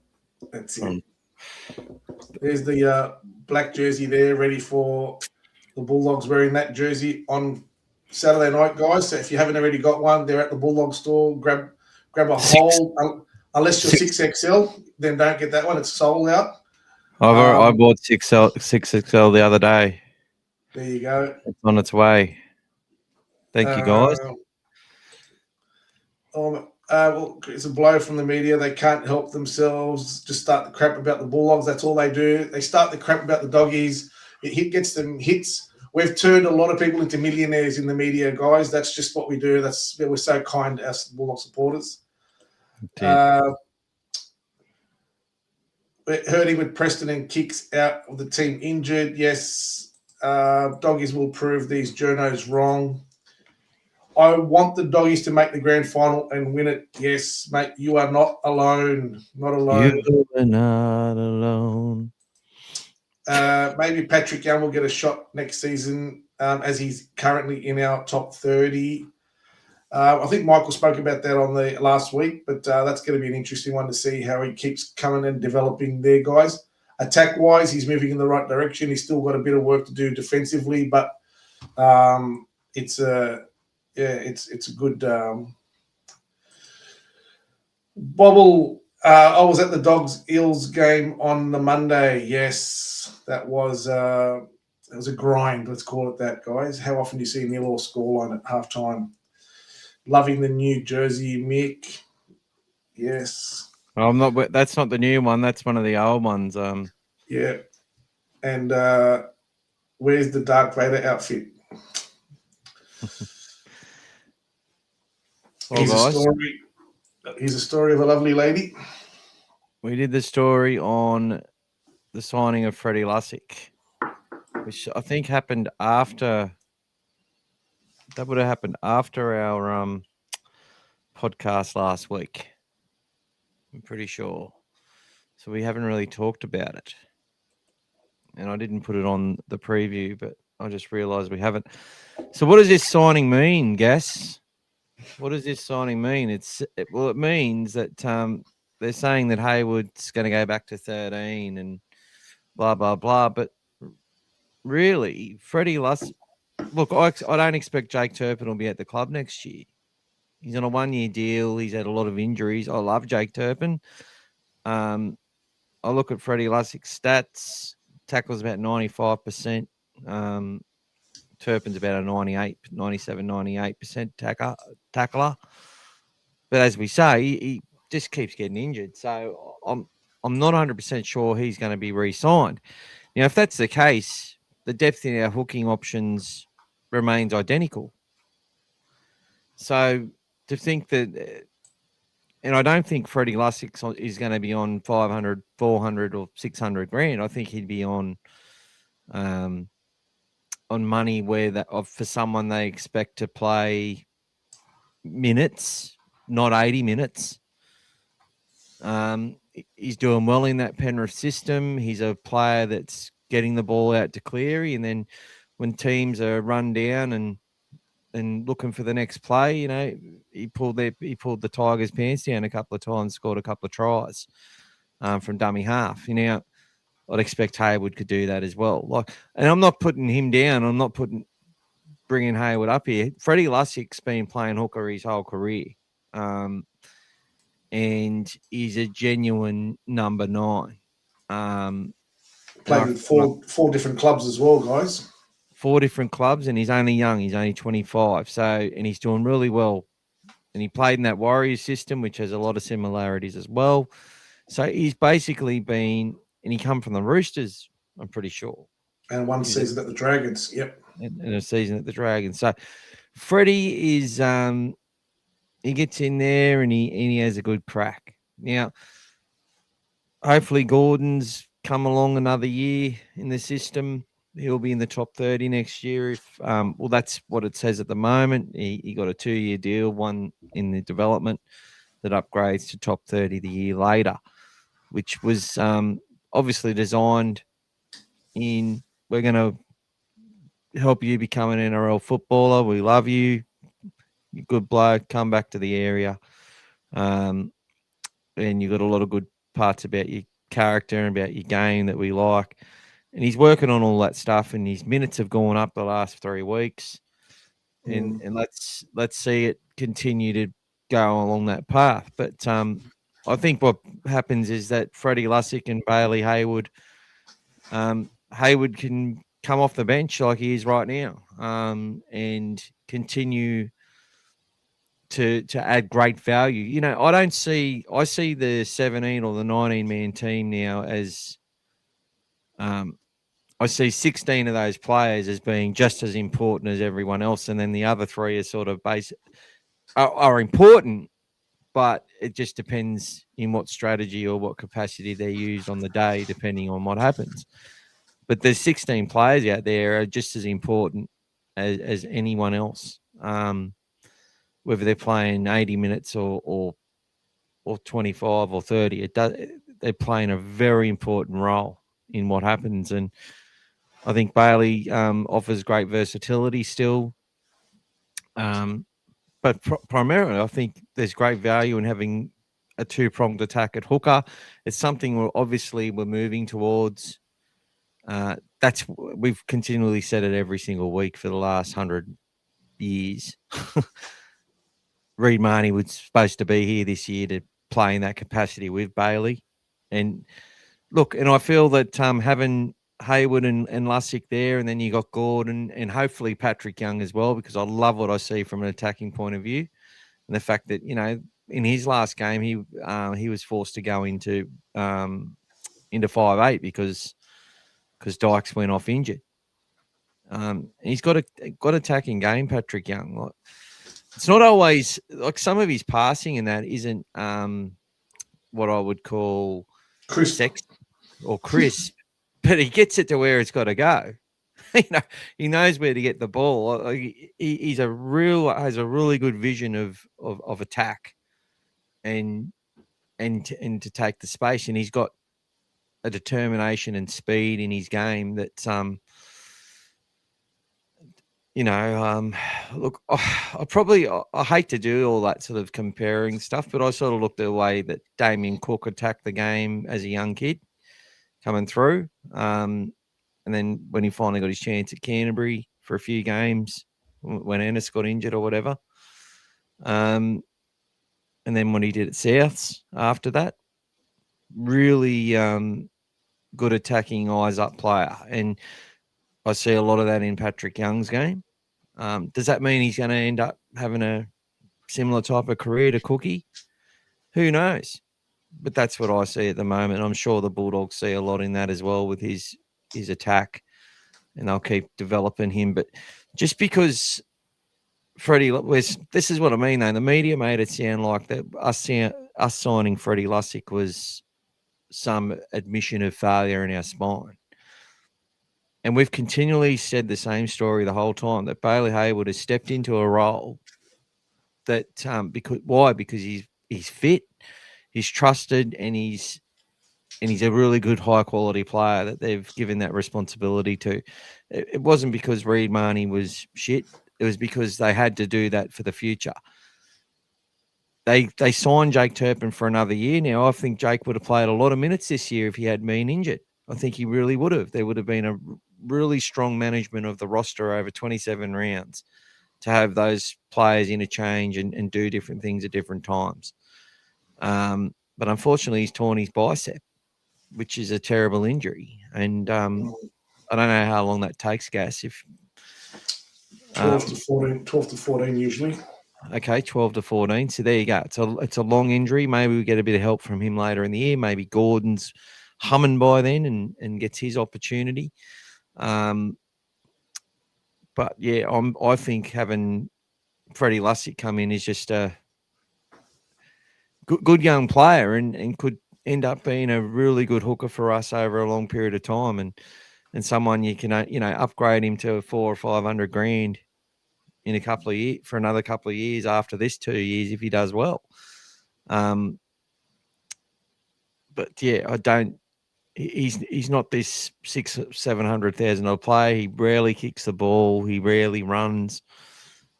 He's just a solid. His service is pretty good off the ground. His distribution's good, and he knows who to get it to.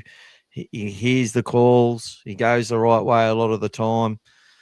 But I tell you now, it's a big advantage having Nathan Cleary playing at halfback comparatively than what we've got in our team as far as experience goes. It's like he's got the best halfback in the world with him.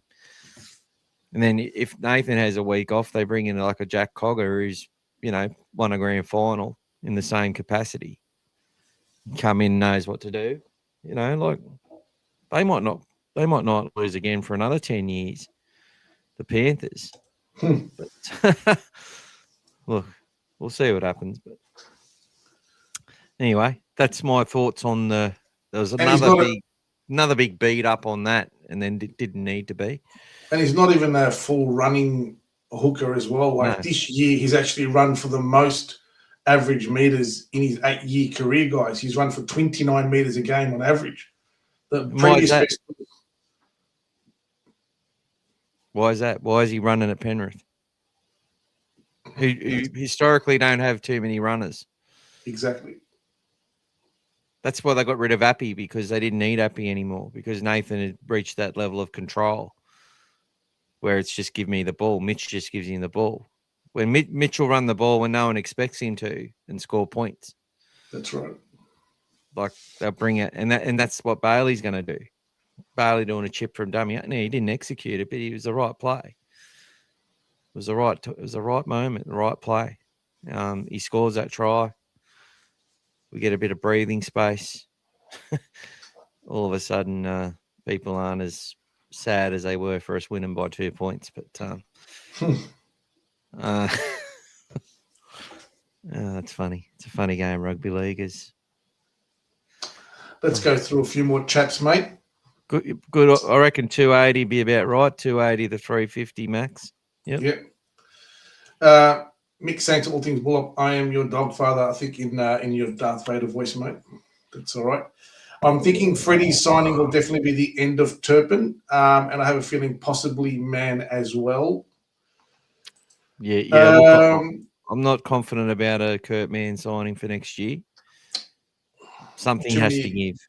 Too many younger ones coming through. Gordon 9, Hayward 13, Lussick off the bench, but where would that leave Kurt Mann?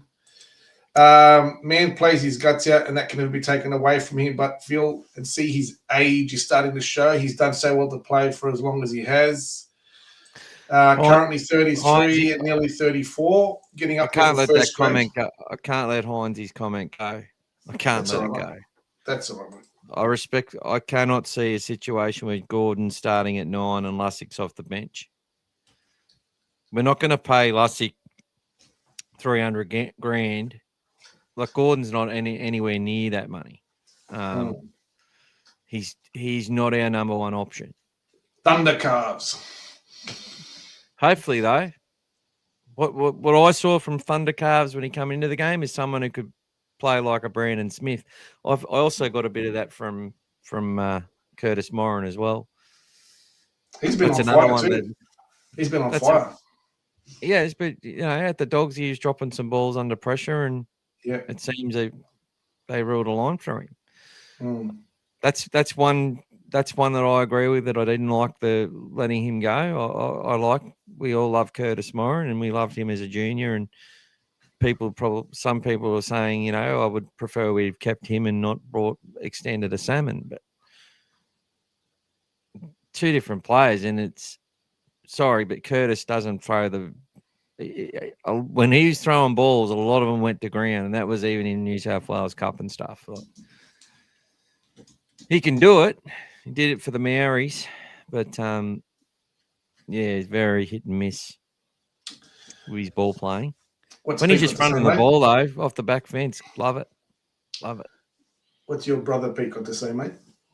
I think you're a bit light on there, mate. He'll be the starting hooker, in my opinion. Yeah, a bit light, maybe 350. I reckon. I can't see it going over 350. I just don't see that out of Freddie. Journeyman. Bit of a German. I reckon 350 though would definitely be in the ballpark if I'm riding out my cap. If me and Pete are running through it, I think we'd be negotiating between 400 and 350 though, more so than 280 to 350. This is his 8th season, guys, and it's only the 3rd time that he's crossed double figures of games in a season. Yep. He's only had, or actually 4th. He's played 11, 12, 14, and then this year he's done 10. So 4 times in 8 he's crossed, and 14 is the most he's played in a season. So he's definitely not a front line, and whatever he's done in where he's been, he hasn't become the main man. No. So that's the thing, guys. I think they might, like with this playing with Penrith and obviously on the front foot, getting a lot of possession, a lot of fatigue in the defence, he's going to run more because there's going to be more opportunities for him to run without fatiguing. So that's why he's running more at the Panthers. And I think coming to Canterbury, hopefully we give him a good platform to play off and he actually develops into a 100-game player for the Bulldogs. That'd be lovely. And I think he might start in games, but how many minutes he plays is going to be up for debate. And hopefully he's walking into a premiership winner hopefully he loses the grand final to the Bulldogs. Thank you for not letting my comment go. I appreciate it. Love it. I didn't want Curtis to leave, but it would have happened now with the other boys coming through anyway. Well, look, he's a Bulldog the way he looks and plays. He's doing well at the Titans. Yeah, he's doing well at the Titans. But like Michael said, there was so many times where just because of his enthusiasm and the way that he runs it and hits it so hard, he was coming onto the ball so fast that ball was not just knocked on, it was left behind guys. And kind of like, when you see Satilli sometimes do those big hit-ups, and he's always probably, he hasn't been as much, but he's usually good for one a game where he sort of will hit that ball up and then it'll just pop out. But Moran was so enthusiastic, so keen. A couple of times he did leave it behind, and it wasn't from a lack of effort or trying, but pound for pound, I think he still was one of the strongest players in the club, guys. Absolute machine he was. And that's always bats way above his weight and holds his own. So, I loved his uncle too. Timmy has a date with Curtis in a few weeks. Yeah, I think we all do, Timmy. I think we all do at Seabus, mate. Is Timmy going to Seabus? Timmy won't go to Seabus. We have a date. We have a date. I That's thought you said Timmy has a date. Well, maybe he's talking about him and his partner or something. I don't know. Timmy, whatever he's up to, Timmy. That's all right. All right. Beautiful. We've all got opinions. That's it. All good, guys. All good in the hood. All right, we're all up to date with the chats. So yeah, let's get into the teams, mate. Let's get into it. I'll get those out of there. Team list Tuesday. We've had the teams running down the bottom, guys, but let's have a look at how they look side by side. And I'm of the opinion, guys, there will be a couple of changes to our team before Saturday. Let's get our predictions going, guys. Let's get our predictions going. Might turn the comments off for a little bit. Yep. So we can see. Bulldogs versus Eagles. So Sean O'Sullivan drops out of the side. Tommy's back. They've got pretty much their best back line on the field. From Fogarty, Brooks, Hopewade, Garrick, Kola, if he backs up from Origin, which I'm sure he will, Jason Saab and Tommy Trbojevic. Connor Tracy back in the one jersey with Jacob Carraz, Bronson Cherry, Critter, Anari Tuala, Matt Burton and Lachlan Galvin. I don't think there'll be any changes to that back line. I think it's how it will start. Before we move to the forwards, any thoughts from you, Gas? Will that back line change? I would still make one change. I would bring Jethro in for Cherry and put Tuala in the centres. So that's what you would do. What's your prediction? I think Jethro's there for a reason. I just feel like Cherry's out of form. I don't know. I know he had one good game against Melbourne, but I feel like he's out of form. And we're wasting Tuala on the wing, guys. I just feel... I know that Serraldo likes to make those late changes, but I really want to see that this week. I'm thinking it's a chance. I'm thinking it's a chance. I don't think it'll happen. I think that'll be 1-7 as named, and I have no intel whatsoever. And as far as what I would want to see, part of me still wants Carraz at fullback, but I want Connor to come out and have an absolute blinder. I want to see Chris passing, and I want Cherry to have a good game. I want to see the kick come back. I want to see these guys rushing up and being absolutely made examples of. I want our slow back line to absolutely annihilate this Manly team. It needs to happen. This is a must. Look, they're all must-win games at the moment, but we've got to get to that next bye, sitting at 7 wins and 8 losses, 3 byes. That'd be what, round 20? What round would that be? So this is round 16, isn't it? So round 17's Titans. So it'd be round 19. That's about what? 9 matches we'll have to play in the run home before finals, which is a long run home as well. And we can make 38 points if we win every match, which would get us almost top 4. Would probably get us top 4. We'd have to win every match from here on to make the top 4. To make the top 8, we probably can only lose 3 matches. So that's how serious this stuff is. They got the win against Parramatta. They have to get out there and look, Brandon Wakeham's at number 9. Bulldogs Junior, Fijian representative. It was against Manly in 2022, round 3. Jake Averillo got sacked after 2 games from the halfback duty. Brandon Wakem was given the 7 jersey. He scores nearly to start the game.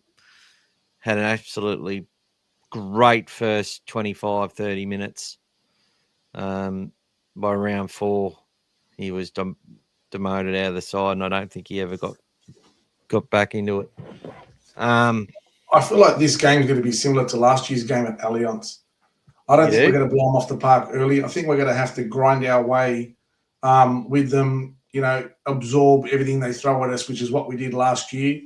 And as long as we can defend that like we did last year, I think we can come out the other side and start to, I know that we're both teams are off the bye, so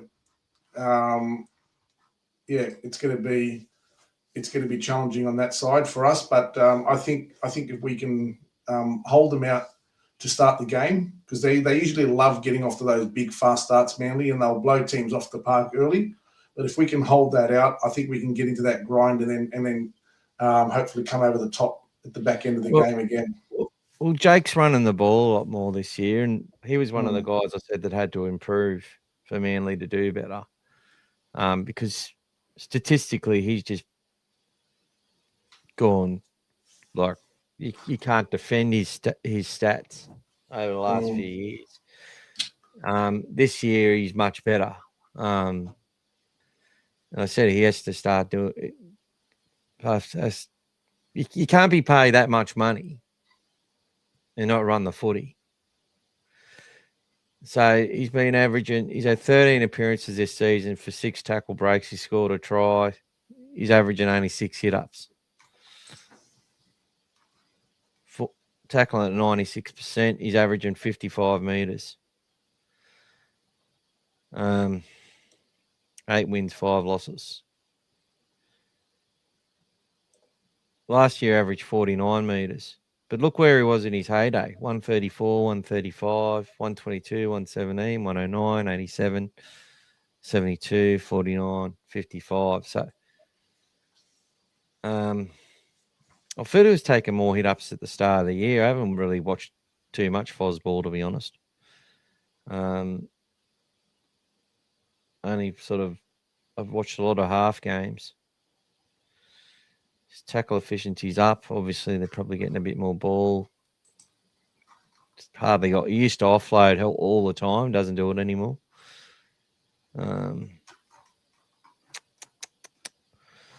Yeah. Jakey Drabojevic. What a champion, eh? But, God, you couldn't have him on $1 million, could you? Just a shout out to Mike. Thanks for your support, mate. What's happened? Oh, thank you so much, mate. Mike, Champion Industries. We're definitely going to have a draw at the end of this, guys. Now, what I'm going to do for cartel members is we've got a grand final shirt from not a grand final shirt, but last year's final shirt. So I'll get you to send a 2XL out to Sean, and I'll need you to send one my way. I'll swing you some postage. We'll sort it out, mate. We'll sort it out. Yeah, got to get James's size for that. And we're going to get one for Brian, who's just upgraded to the cartel as well. So thank you, Brian. And Mike will need one as well if he hasn't already got one. Sounds like some Colombians over here with the cartels. What's going on? See, look, we've got I think I bought 8 of them. A couple of about 3, 4 XLs and a 3 and a 2 and a 1 and a couple of XLs. So we should have enough for the cartel members to send out. And then the other ones we'll put them up as draw prizes and get them signed or whatever. No worries. So, all right. Thank you, Mike. Big thank you to you, mate. And we'll have to get a draw going from last week. I just have to source who paid last week. I know it was Tony paid some money last week. Who else did? Plus, I got heaps in the bank account, which I can track. There was a few, mate. Yep. Yeah, there's a couple. Timmy's saying Brendan Wakeham again, former club. That's right, as we mentioned. Could there be a possible debut for either Spinks or Conti? I think Spinks is more of a chance. I don't think Conti. I think he's just going to be training around the boys as a reward for his good games. But I don't think. I think he'll be on his way to New Zealand, not to Acor, personally. Yeah, I think AJ will be going to New Zealand too. Probably. After a suspension, yeah. Yeah, and be able to catch up with his old man and all that, and his family. That's where he's from. Not that it'll be like that's a priority or anything, but I just added that on. The fact, he hasn't played would make sense. That these guys, I reckon Lipboy will be heading over there, and maybe Logan. I can't see him really hanging around and anyone in the top 6 here. Then heading, if just say like Jethro and Logan don't play, I can't see them jumping on a plane that night to play at 11 o'clock the next day in New Zealand. Could you see that happening? No, I don't see that happening as well. They won't have a chance. If they don't get played, they're going to have to leave during the game to make it to a flight just to get there that night. I don't see them leaving the next morning either on an early flight as well, personally. If someone gets injured on Friday, because I reckon, do you reckon those New South Wales Cup and Flag boys will head there on Saturday or Friday? Potentially Saturday, I feel. Potentially Saturday. Early Saturday to give themselves a day to acclimatise and get ready for the game on Sunday. So we'll know with those guys. Yeah.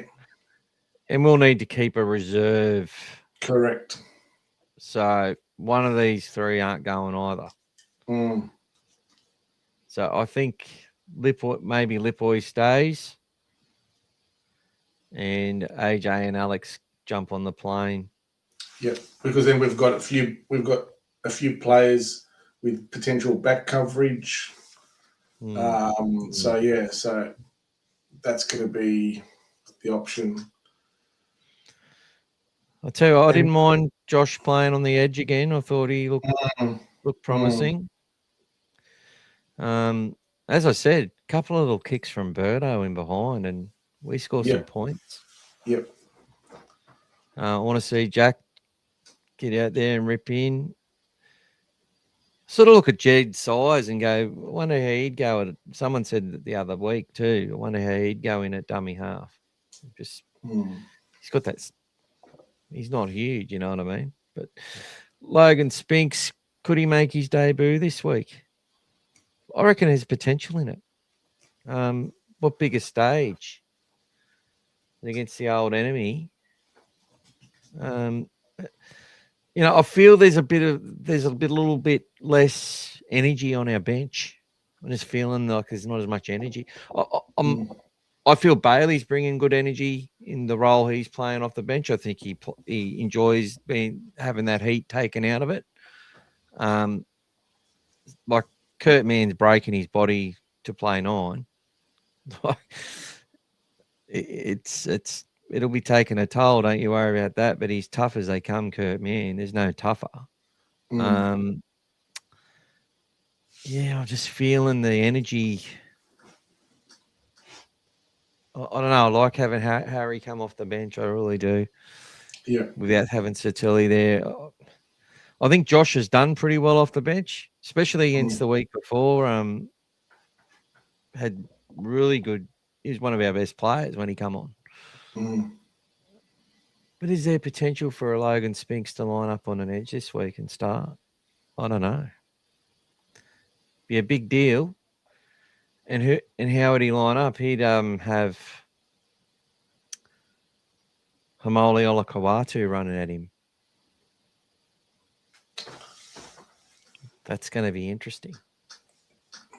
It'll be interesting. That's what Jamin's going to have to deal with. I'm I'm putting Josh Curran there. That's what I do. Anyway. Okay. If we don't win this, I think there'll be some changes. I think the Para game was more likely to provoke that, but this is the real deal, Manly. That's a finals looking roster that's had a lot of games together. And I think Hetherington adds really good starch to them. Ben Travojevic is now his third or fourth season. Hamali's only getting better. Paseca's backfiring again. Like, going back to last year, like, even though it was a great performance by us, they were a bit busted up themselves, Manly. They had excuses. But they come out and played that anniversary match for that 95, 30 years from the 95 grand final. They played like that game meant a lot to them, even though they got blown off the park points-wise. And this Saturday, if our boys aren't where they need to be, they'll get blown away.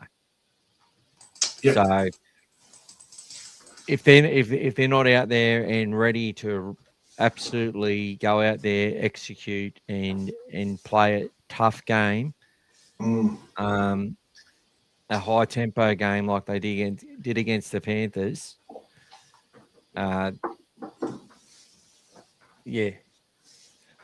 anything could happen here. It's one of those scenarios yet again. I think they're going to be up for it. I think the Dogs, it's like another grand final for us this week. And with that being said, all out there on all the cards laid bare. Everything will be on the table. And win or lose, after that, you can't be disappointed if they give it their absolute everything. But I feel the last two times we've played Manly, we've been the much more dominant side, the semi-final and the game last year. I want to see Manly get absolutely destroyed this week by the Bulldogs.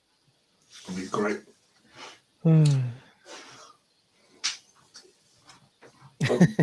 Thanks, Brian. Got you back, Jack. Straight out of our third bye against Canberra. We have a bye at the same time as Canterbury. Yeah, so we played 2 games now, guys. We played Manly and the Titans. Then we have our last bye. Then we start with Canberra and the back end of the season. And we also play the Tigers again, guys. So that's a chance to get some redemption there as well. The Tigers in round 20 coming up very soon. Matty Warren, we have 2 backs on the 6-man bench, so I wouldn't be shocked if that isn't the back line that starts this week. Yes. Serraldo loves those late swings, guys. Timmy, do you think Jamal is going to be better than DCE? 2 different types of players, Timmy, but who knows, mate? Jamal is not young either, mate. He's over 30 already. It was a late starter, Jamal, like Cody Walker, but at the end of the day, Jamal's always put his hand up. He's just failed in big games, and he's been absolutely crucified for it, by the way. At Canberra, he was a player that did get scapegoated. I will say that, by Nasta especially. For some reason, Braith always attacked Jamal. But what I would say to Braith is that he would miss 4 field goals. He'd still attempt them. But just the setups around his field goals and that have always been dodgy as hell. It must be frustrating as a Canberra supporter. Now with the Seagulls, playing Fosball, I find that his kicks are very accurate. He can do a lot of damage with his kicking game. He's got a lot of depth to it. Short and long, pretty good. I think sometimes he overplays his hand a bit, where it's sort of like Jamal. If you just use the weapons you've got at your disposal, that team would have been doing a lot better at that moment. But look, he's only off. I just think he's one of these players who'll just keep getting better and better and better and better until he retires. And I think that's one thing you can say about. Not too many people are speaking about Fogarty's involvement in this side, and that's probably a really good thing. Sometimes I've listened to some of the halfbacks speak. It's when the halfbacks aren't making the headlines and teams are winning that's because the halfbacks are doing a really good job. Unless they're just a role player. But I think if Fogarty's out there playing both sides of the ruck, getting the ball to the players that need it in their hands, Manly have so much threat with their running game that, like Garrick's a great footballer. And then you had Kohler and Hopewadi's developing, and you got Jason Saab, the speed of him, and then you've got Fualalo who's been coming out of it. Now, I hope he's going to the Bulldogs. Part of me hopes that. But he just, as I'm talking about that, he got done his hamstring. So see if that comes to it. I was told he was the player coming to the Bulldogs. 3 days later, they announced the signing of Freddie Lussick. So Jake's been reinvented under Fosball. Yes. Even Maybe. Brooksy has elevated his game under Foreign. I think just they're playing in a team that's this new rugby league format this year, guys. The way it's been refereed, it suits their style, guys. It suits their speed and everything else, and they're playing with a bit of confidence. Pete, all good, Mike. I did do a bit of diving when I posted on the group about his signing and estimated him at 350. But who am I to know? He's done a great job in the absence of Kenny. I like the signing. Yep, good shout out, mate. G'day, David. Hope you're all hope your back's fixed, mate. Good to see you. Hope you're out of hospital, mate. New profile picture, mate. Looking good, buddy. Beautiful. Yeah, Greg's been putting the time out. He said something ridiculous. So Shawnee said, "See you, Greg." He knew he was gone. Timmy says, "Would I start Curran and put Hayes to the bench?" 100% I would. Yep. I still think that's a chance. I think we can do a lot with that. Or even, I know Salmon doesn't offer the same energy off the bench, but he goes all right off the bench too. He's done a lot of it. He's played a lot of games off the bench and done a good job. Yep. We have to win with our defence, Timmy. That's right. But look, we would have won with our defence in games, is what I'm saying with all those stats. But because we didn't execute when we needed to, off the back of getting things done, it really fucked with our heads, and it really fucked with when teams got us on the counter. They really got us on the counter, and all of a sudden we were chasing the game.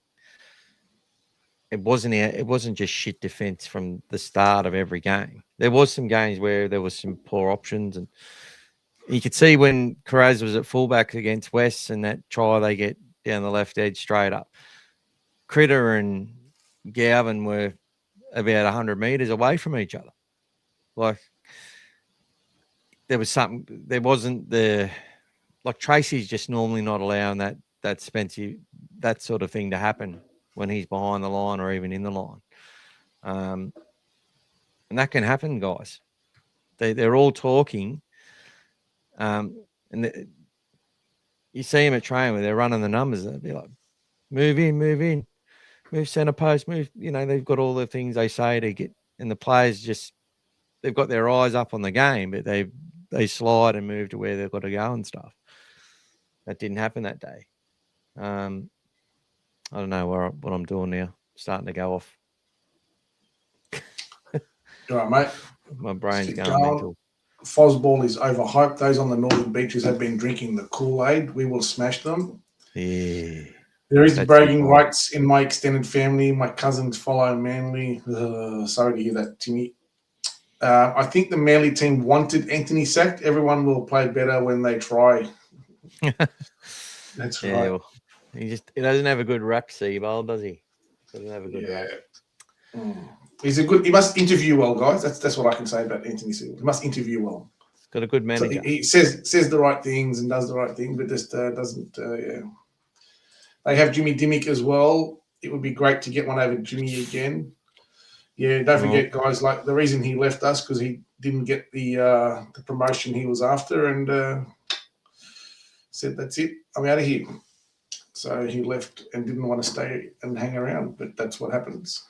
It doesn't. Yeah, that doesn't surprise me. So yeah, love Yeah, Jimmy. just like he did when he left us and went to the Eels, guys. I don't know, just saying. He's got form, guys. He's got form.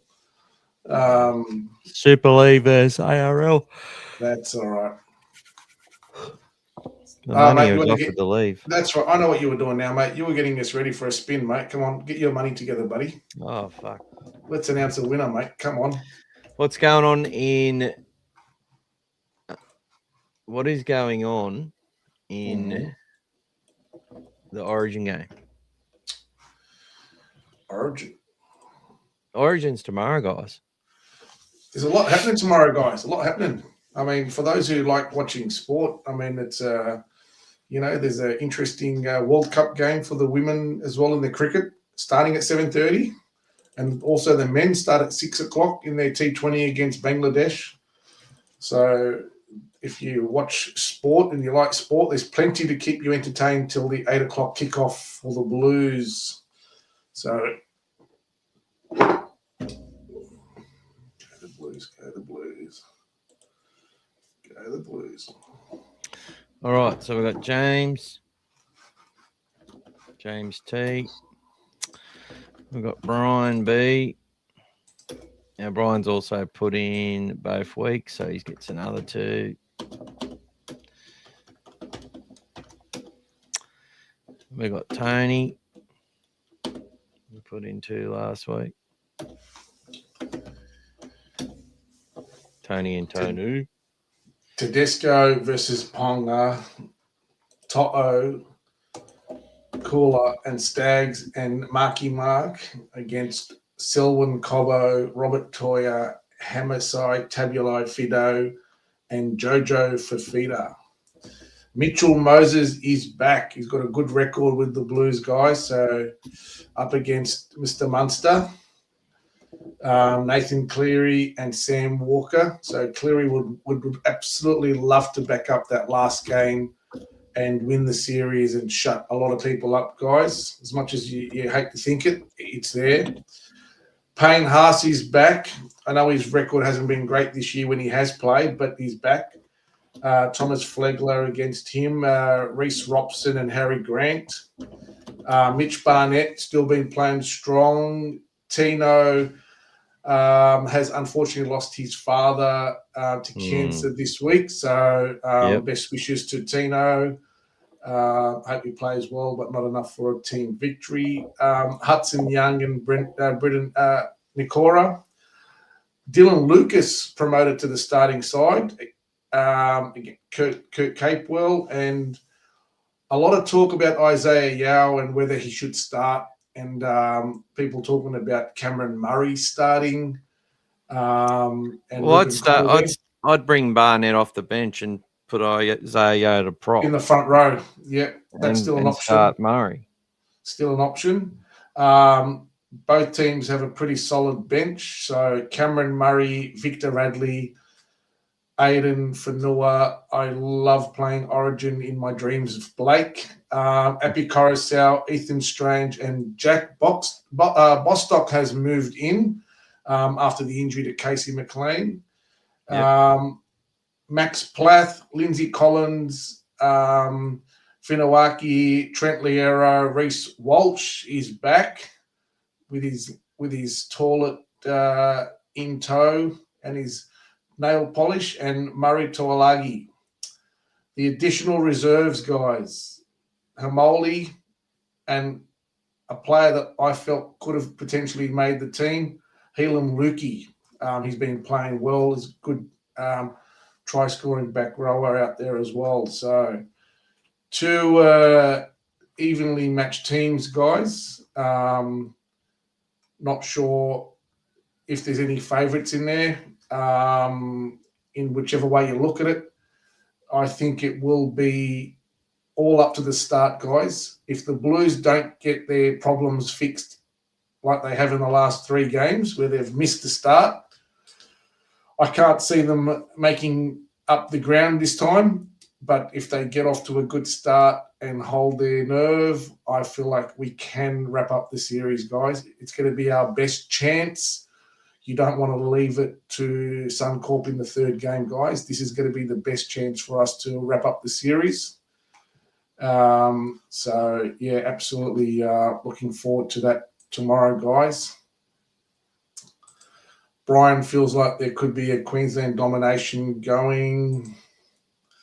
World Cup, some interesting matches coming up, guys. There's still quite a few of the top teams that haven't played yet. So tomorrow morning we got France and Senegal. So basically the way I look at it is Senegal versus Senegal with the amount of players in the French team. We got Iraq and Norway. Lionel Messi brings out his team against Algeria for Argentina. And the last game tomorrow is Austria and Jordan. So there's still some good games to come, guys. So those games start at 5 a.m. and the last one's at 2 p.m. So plenty of sport for those who have got the day off and want to watch some sport, or just at work, plug it in your ear, put it on your phone, etc. SBS On Demand does a great job for the World Cup. Apparently, Strange is going to be used as a back rower. That has been the talk. It's an option. Hoping for a blue wash, yes. Never been able to get into the cricket. One of my best mates is a made cricketer, but it bores me. Unfortunately, if you're like me and you're into your sports, I'll even watch the darts and I'll watch a lot of stuff. It just makes time go. Cricket, but I actually would rather watch a 5-day test match than some of the shorter formats. Mitch to get us home, 17-16. Current to start 100%. Thank you, Pete. What about golf, Scary? Do you like golf? Yeah, love my golf. That's my weekend vibe, boys and girls. Did anyone see that nice Princess Walsh hey-ho video this week?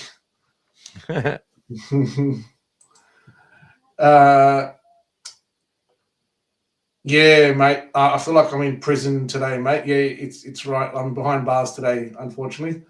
I didn't want to restart the computer in case I lost everything earlier, so I just left it. Sometimes they come, sometimes they go, these lines. But yes, mate, I'm behind bars today, locked up. The crowd will definitely be against us in Melbourne. Yeah, they'll just support a good team. More than likely, Timmy. More than likely. Don't mind watching a bit of golf. Well, this week is a major week, guys. So the US Open for those golf lovers as well.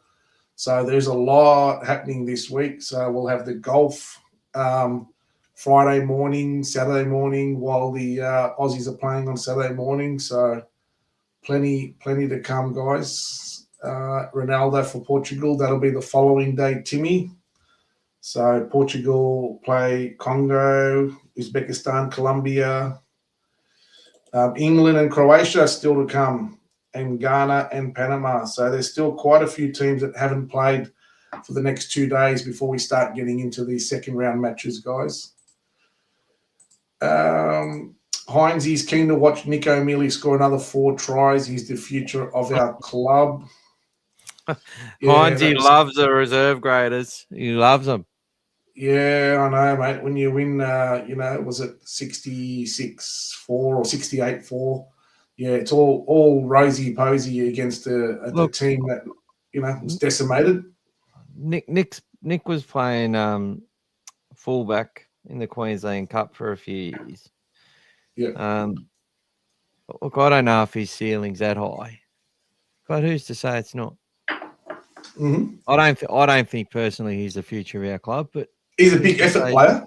He's a big effort player, like we said in the grand final. Like he played last year in the game leading up to the Storm and the Broncos. He was in the game before that for the Bears. But I will say, last week we had a nice comment to start about Broden Cons. It's his son, Scary. It's his son. Yes, he is related, mate. Yeah. So we had a nice comment about Broden Cons from someone watching. And he basically said he agreed that it's probably not about as far as him being top 30, and that's probably not his time and stuff. Or he was saying something. I said, yeah, he's not. They're saying he's getting offers for elsewhere, and I sort of said he's not top 30 because I didn't realise the person was following him that a lot. Because there's people who watched him play last week against the Eels where he did that charge down and had a good game, and sort of was glazing him like he's going to be a big NRL first grader. And honestly, I didn't know much about him until he sort of made his debut out of the blue at the start of the season in Cup, and he was playing Massey. Anyway, he sort of got a bit angry because I didn't realise they knew a lot about the player, and started saying a lot of stuff. But basically, apparently he might be on the move, from what I've gathered, and going to another club. And getting an offer, maybe top 30 or another New South Wales Cup contract, maybe on more money or something. He was only on a 1-year deal, trainer trial, so good luck to him if he's done that. Yeah, exactly. And it's probably a timing thing. We just got other kids that are prioritised at the moment. But then they sort of started going on, basically just saying there's crap going on at our club and rah, rah, rah. It's like you go from saying nice stuff, and then because you thought I was dissing Broden by saying he wasn't top 30, I wasn't having a crack at him. I was more having to just wrongly assume that the person thought he was top 30 in our system already. And I was just pointing out that he wasn't. Yeah. But look, I'd love to know the Broden story. If anyone knows more about Broden Cons and his story, apparently he's had a lot to overcome. Yeah, I don't know what it is, but I would love to know about it and share that story if anyone does know. Happy to help. Pete's off. Yeah. See you, Pete. Have a good one, mate. See you, buddy. Thank you so much for your contribution. Victorians hate New South Wales and Queensland because they want to have their own state of origin. Yeah, mate. It is that way. And what do? We go and put a game in their backyard. That's how good we are. Go to NRL. That's all right, Matt. I hate Victorians as much, if not more, than Queenslanders. Someone said we need to get rid of Leo Thompson. Only three likes. People hit that like button. That's it, guys. Hit that like button, guys. Thanks, Matty. I think that's on the Facebook. But smash the likes on the YouTube, guys. YouTube, guys. Tube it. YouTube. So let's line up. I'm just going to have a look at Leo Thompson's stats at the Bulldogs since he got here. How about that? Player that no one's mentioned, guys, for a while is Finau Latu. So he was one that during the off-season, a lot of people were talking about even potentially coming into 13 and everything, but he had obviously a disrupted start to the season with his injury, but he hasn't sort of put himself in any of the 23 lineups yet this year. So still a little bit off the mark, getting himself back to where he needs to be. But he could be a player that, if it doesn't happen later this year, with a good off season as well, comes into some reckoning next year, guys. Someone that will, start to feature and maybe one of those players that might force a Kurt Mann out of the team potentially, etc. Finau Latu. Yeah. Yeah, well, look, he's made that transition out of New South Wales Cup. He's on the bench in Cup, and that's where he's staying now, I would suggest, unless they, maybe depends what's happening with finals and with the first grade side and all that. But I think he'll be getting close to a start at least by the end of the year. Yep. I was just going through Thompson's stats. So I know he's only had 8 games with the Bulldogs, and he was coming off some injuries and stuff, but he's already he's 95% tackle efficiency, which is where he's at. He's 116 meters per game, which is his previous best to that was 104. He's averaging more fantasy points than ever. He's already had 9 offloads, which puts him on target to get more than he got last year, way more. And his tackle breaks are up. His effort stats are up. He's only had 3 tries in his career.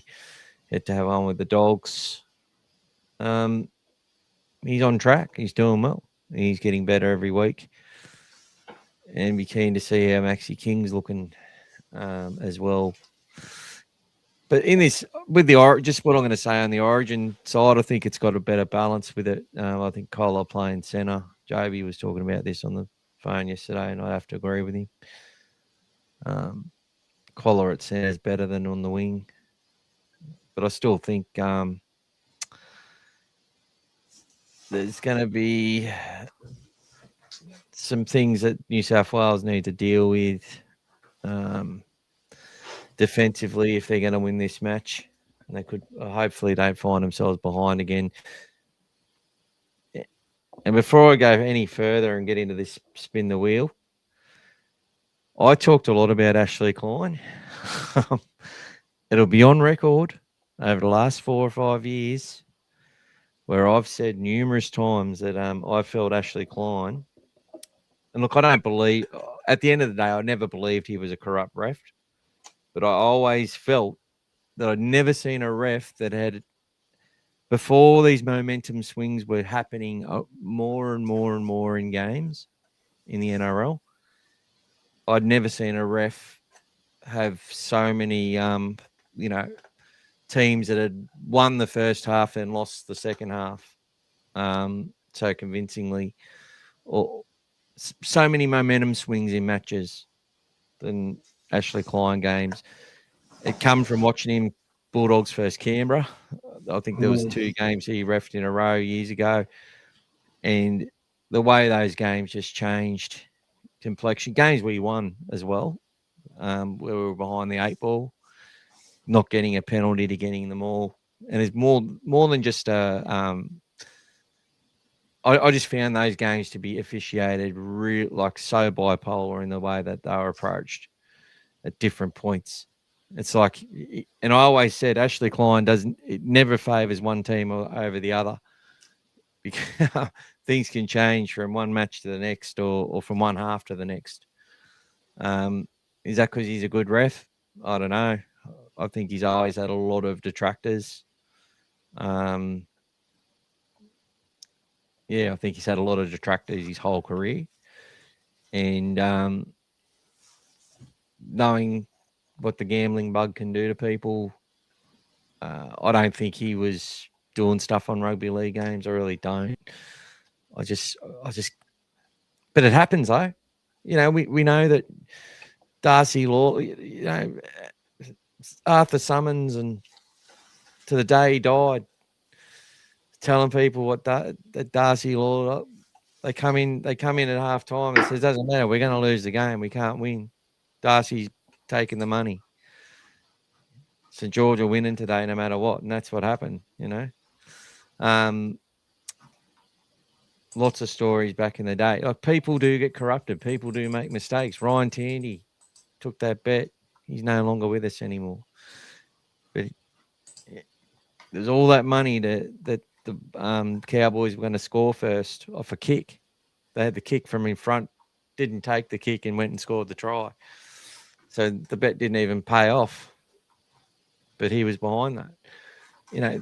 Gambling, the more gambling is involved in rugby league, the more risk there is that someone's going to get compromised by greed. It's usually not elite players. It's usually not elite referees. And the reason is because they've got less to sort of lose. Or they've got more to lose, I should say. But, yeah, people must be aware that there's always a chance for these things to happen. It's just life. And, I'm just saying, because people might have remembered that I've said a lot about Ashley Klein over the years without that knowledge. But basically what I'm saying is that I don't believe he's cheated on rugby league, in spite of what I've felt to be incompetent calls or complete momentum shifts in games that made me question that at the time. So I just want to be on the record to say I don't think he's actually a cheat. But I can understand people saying don't let him ref and having a problem with it, because if you're allowing yourself to get that far in debt, it's an easy thing to happen, and it happens to all the best of people, you know. It is a poor thing on your character, and you're in a position where you have to adjudicate things fairly. And if you've got questions on your character, well, no one's going to trust you. So I just think I just don't think it's a tenable situation, if that's the right word, moving forward. I think it's just going to think if something happens and he does howlers and stuff, it's just going to be the default position that people take. And it's like everything else, Michael. And he like, could put him into actual danger. It's like everything else. I mean, people can still go around now talking about Bronson Cherry as a drug cheat. You know, He's done his time. He's done his redemption. He's back, you know, putting his hard work in and doing what he has to do. But people can still go out there and say, oh, yeah, he had a good game. He's probably on the juice, and whatever else they want to say. These things, when you that's a bit different. That's a bit different though. When people have got money riding on these fucking games, and then you get. But what I'm saying, I'm talking about redemption. I'm talking about people making mistakes in life and having redemption. That's what I'm talking about. I understand it's gambling, and I'm a person I haven't gambled $1 in my life, so I can't understand. But I know that it's like everything else. It's probably contagious and it's addictive and whatever. And I'm sure, you know, I've never had a gambling site. I've never done any of that stuff. You know, that's my choice. But all I'm saying is, it's like you have something in your life that you're passionate about, or whatever it is, or something that you do, and you know it's wrong. You stop it. You get out of your life. You seek help. And all I'm saying is that some people sometimes needed to get that out of their system to move on. It's like people who smoke or whatever it is that people do that they don't want to do. Sometimes you need to put your hand up, get some assistance, and move on. I'm looking at, if the NRL, in all their might and power, investigated this to the way that they would have done it over the last, you know, this is not something that's come out now 3 weeks ago. This is something that happened 6 or 7 years ago. If they've investigated and done what they've had to do. No, I'm not saying it's come out. I'm saying this, if they've done their investigation when they did find out, they knew about this a long time ago. And they investigated back then, they did what they had to do, and they said that it wasn't something that was an issue for them, and otherwise he would have been out of the game a long time ago if there was an issue. So, you know, I 100% agree with, as a person, the redemption story and all that sort of stuff. 100% agree with all that. People should be given a second chance, and look, and I think that'd be 100% right. This is a different scenario, though. It just makes it hard for him to be trusted now. That's the problem. Yeah, but you can throw it away with Cherry and say, you know, because once a drug cheater, always a drug cheat. Like, you can't change. Once a cheater, always a cheater, right? I'm talking about more from a mistake. Ashley's not cheating. Ashley's not cheating. Yeah, I know what you're talking about. I'm just going to finalise this point that I can't see it being a future where he can continue to ref, because, you know, Leaguey was talking about a ref's going to get attacked one day or whatever, because, you know, when we have petitions from the Courier Mail to have him sacked from game 2. It's like, well, you can have him sacked, but the likelihood is that he's going to give Queensland an 8-0 penalty account. And people have been saying that Ashley Klein referees game 2 for the team that lost game 1 every year anyway. And it's gone that way. It's gone that way with script. Game 1 is, in most years, has had a different result to game 2, right? And it hasn't been gone from New South Wales to Queensland. It's always had like a neutral game in the middle, or a neutral game at the start. So these things line up for people, and that's all people need. Okay, he's sitting there, but they weren't saying it was because of gambling. They were saying it because the NRL wants a game 3. So they're actually, people have been saying the NRL's corrupt. Yeah. And Peter Volandi's because he works in gambling, in the gambling industry. He's always going to have that tarnish. And you just have to see the way the journos, how they carried on when Abdo announced he was going to retire. With all the shit that's been going on about the game and how the rules are pathetic and how everyone's sick of all the changes, those journos sat there as if and they'd been complaining about these rules too, but then sat there and got on their hands and knees and moved their heads forward and back into his lap. Like, it was disgraceful the way they all acted. Lauding him. Yep, that's right. They were sitting there like all with their mouth open, saying, "Give me some." Like little baby birds waiting for mum to bring back the food. Probably a better analogy, right? There's something wrong there. And I'm not trying to create drama where there isn't none. I'm just saying there's something wrong there when they're doing that. That's just blatantly ridiculous. And then when this story comes out years later, for them to still allow him to do Origin 2, I just think there is an issue where someone's going to lose, gamble responsibly, but someone's going to lose some money. The wrong person's going to lose some money, and they're going to line this up, and they're not going to be able to let it go. And they're going to think that Ashley or someone has changed the result for gambling purposes. It doesn't take much for people to blame someone else, and this is now the flank. This is the fuse that's going to ignite. That's it. You know, anytime you bring money into it, you're going to have these issues. And since the 80s, early 80s, when they started doing the betting on the game, it changed the integrity of the game, guys. So, and a lot of good people sort of walked away from it because of that. And you've always got that skeptical mind whenever you see it, irrespective of what Ashley Klein's done or not. You've always got that. This is rigged. This just, you know.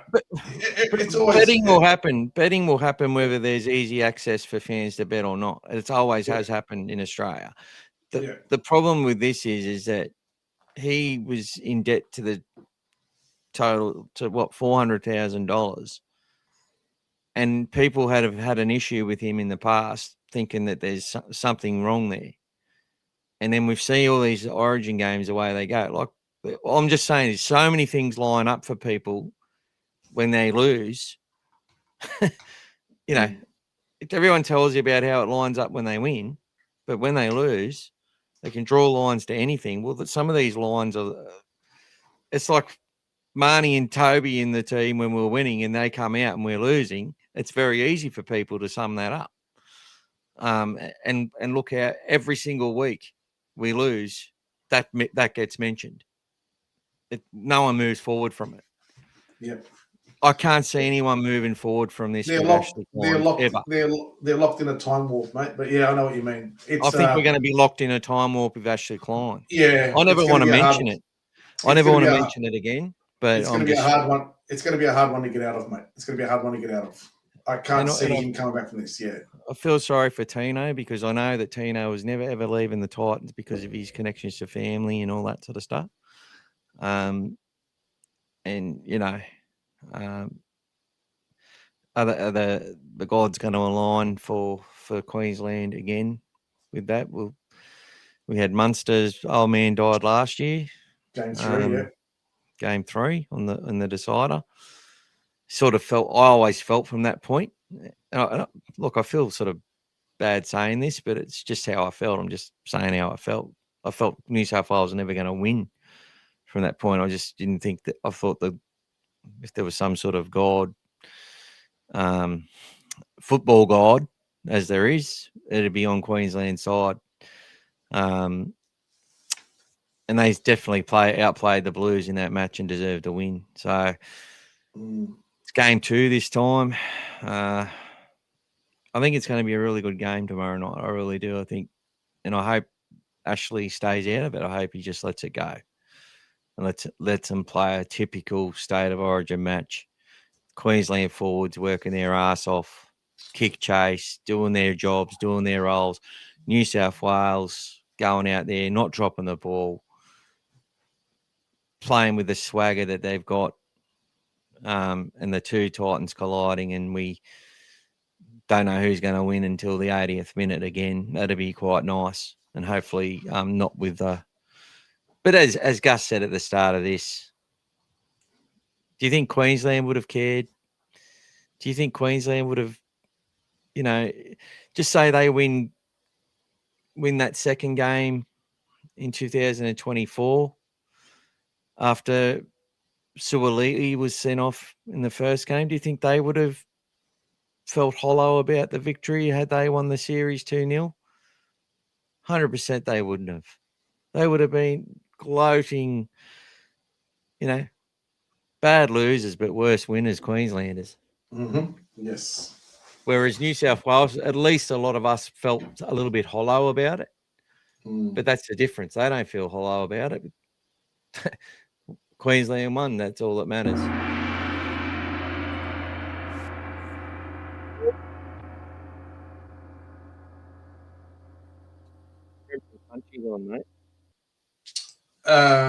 Let's continue through some of these. Corey Ackers, how's he going? And the other young prop we signed from the Dragons. Yes, I think he's playing flag this week, Corey Ackers. Would that be right in the draw?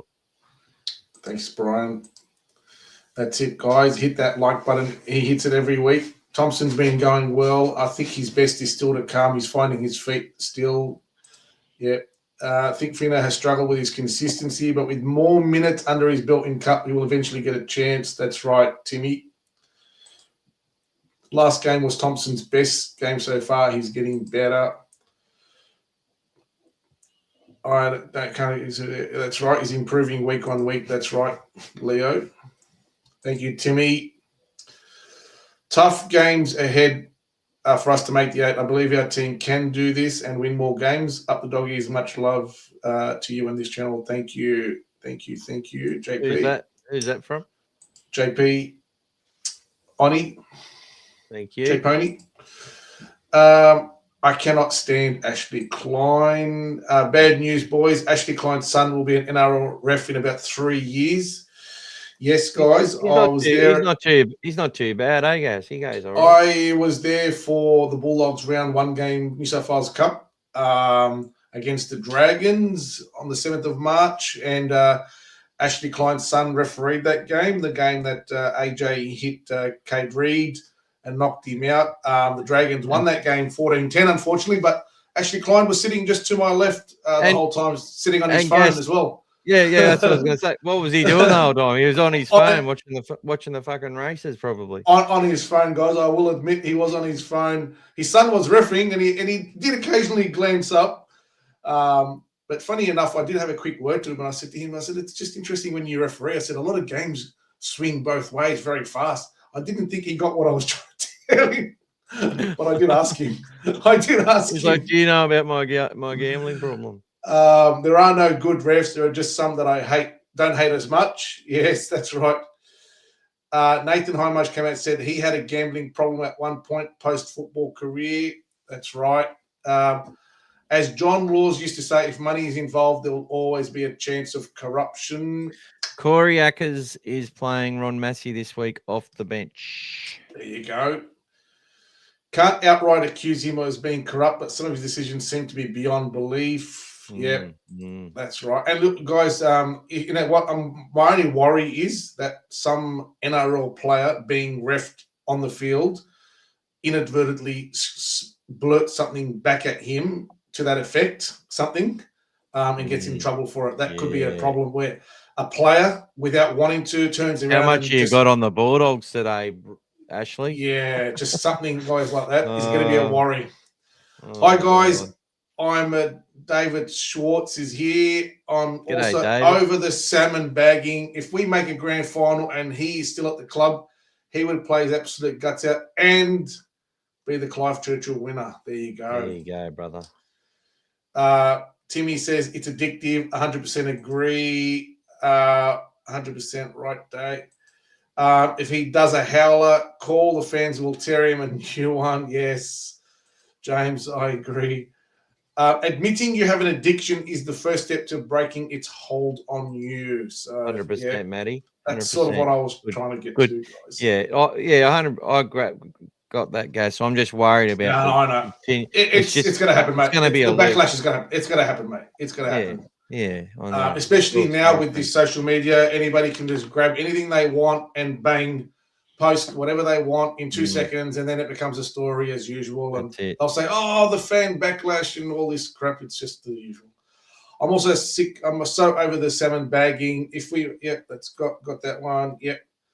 Smash that like button, people. Heaps of people commenting. Hit that button. Heaps. That's it, brothers. That help the boys out. That's it, guys. Trent from Punchy. Realistically, he shouldn't be reffing big games. To be honest with you, how do you dictate any game? Big game doesn't matter. If he's got a ref, he's got a ref. He's not got a ref, he doesn't ref. That's how it is. I don't think it should be big game, little game.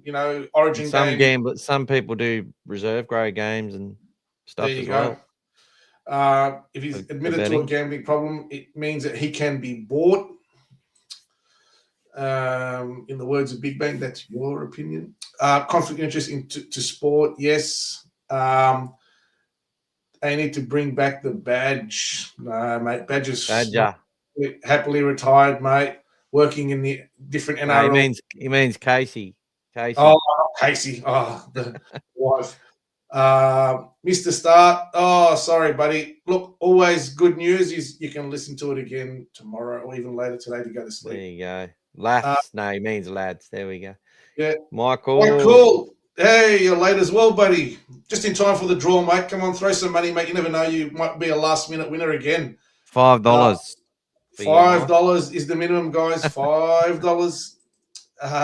Or Dogfather or above, get a free ticket into the draw. I don't know if anyone watched 100% footy last night. I like when Bracey asked us for his score prediction. Don't leave us hanging. Don't leave us hanging, Timmy. What happened? Can't hang around. Glad I found this channel. What is your schedule weekly?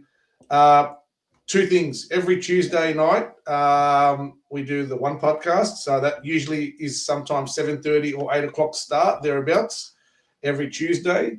And usually we will do a review, generally the day after a game. So potentially the Sunday night might be a review night, guys, after the Saturday game. So we've been doing that a lot lately. So that's the schedule. But make sure you like and subscribe, and you'll actually get the notifications that come out and let you know that we're on as well. So happy for you to join. Up the berries. Thank you, champion. Brian, the thing I worry about Klein is that he's got Worston Sutton. Yeah. The thing I don't agree with if it was so long ago, why is it come out now? Does Creepy Crawley not like him now? That's right. All right, mate. How we're looking for the draw? Nearly there. Mike would put money in. But on my way home from the gym today, I tripped and my phone fell face flat on concrete. It doesn't work, so I'm getting it repaired. Sorry to hear that, buddy.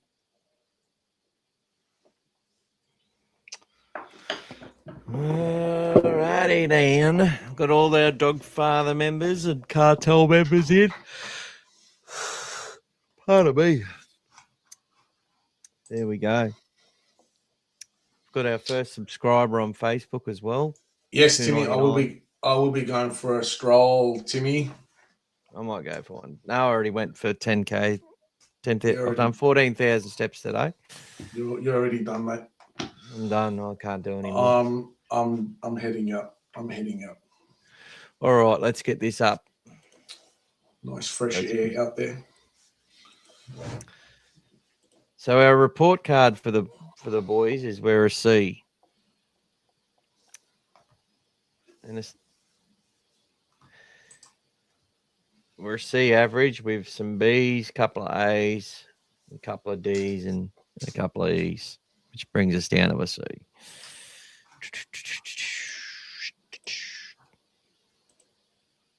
Get this drum roll happening, eh? Yeah. Can we see it up there? Let's make it a little bit bigger. Shrink us. Turn the comments off. Thank you, everyone who's been in the draw. I don't even know what the winning prize is yet, but there is a prize.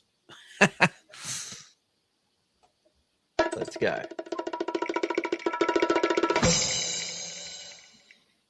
Ashley Klein spinning the wheel. Oh, it's scary. Well done. Good job, Well you done. mate. Cartel member. There you go. Now he's already getting a shirt, and another pack's coming out. So we'll have to send out a voucher as well. There you go. $40 voucher for Scary 79 Sean. Well done, Sean. And thank you, Good everyone. job. Thank you, everyone. That's it, guys. Thanks a lot for your support. Thank you so much. Ongoing support. Really big help for us. Helps us keep doing what we're doing. So in the draw today, we had Brian, obviously, Tony, Scary, James Teasdale. We had David Mead, Brad, Graham, Champion Mike, Michael Hawkes, as in Bulldog Mike, Peter Webber, and quite a few others. Lucas, Rhett, and Tony. And that's it. Thanks for the well wishes, guys. Thank you so much. Great team effort, gentlemen and ladies. Great team effort. Beautiful stuff. All right. Well, go New South Wales. I think the Blues wrap up the series in spite of the penalty count and the money that Ashley's got on the Maroons to win. Sorry, I couldn't help it. Go to Blues. That's it, guys. That's it. So the Blues to win by 24 points to 6. They're not going to get it. Can't have 5 games in a row where Queensland get a 20-point lead. Like, that'd be ridiculous. No, this is support. This is support, Mike. Not a gambling problem spinning this wheel, mate. Just support for the team. Are we promoting it? Yeah. 24-12. We don't have to do the spin the wheel. When we put up the jerseys and that's different. The spin the wheel, it's like people giving us money, and we just decided we'll do a wheel spin for those that do it. And then I decided that people are paying the extra for the dog father, they probably should get a ticket in it. So it's just sort of evolved a little bit. Just want to give back. Yeah. At the end of the day, we still end up with about the same left over, which is good. That's it, guys. I know, Mike. I think it's a good thing to say, just to give us the opportunity to say, look, it's not about the money, guys. If it becomes about the money, someone needs to tell us it's not about the money.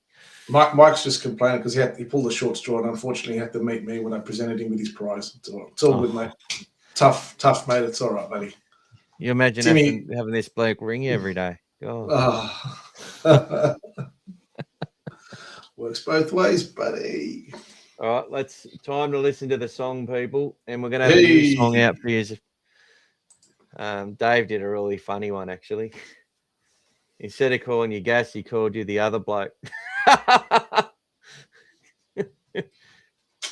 Just highlighting that it's the dog father, That's right, mate. Doesn't matter who the other bloke is.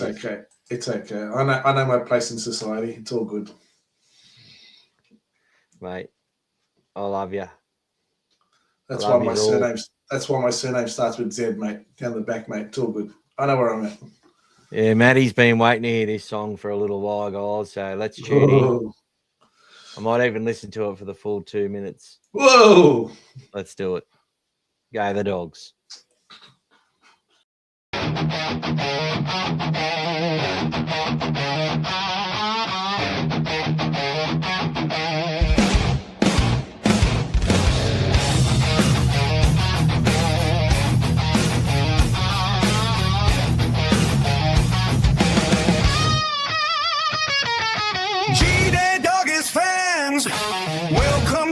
the show.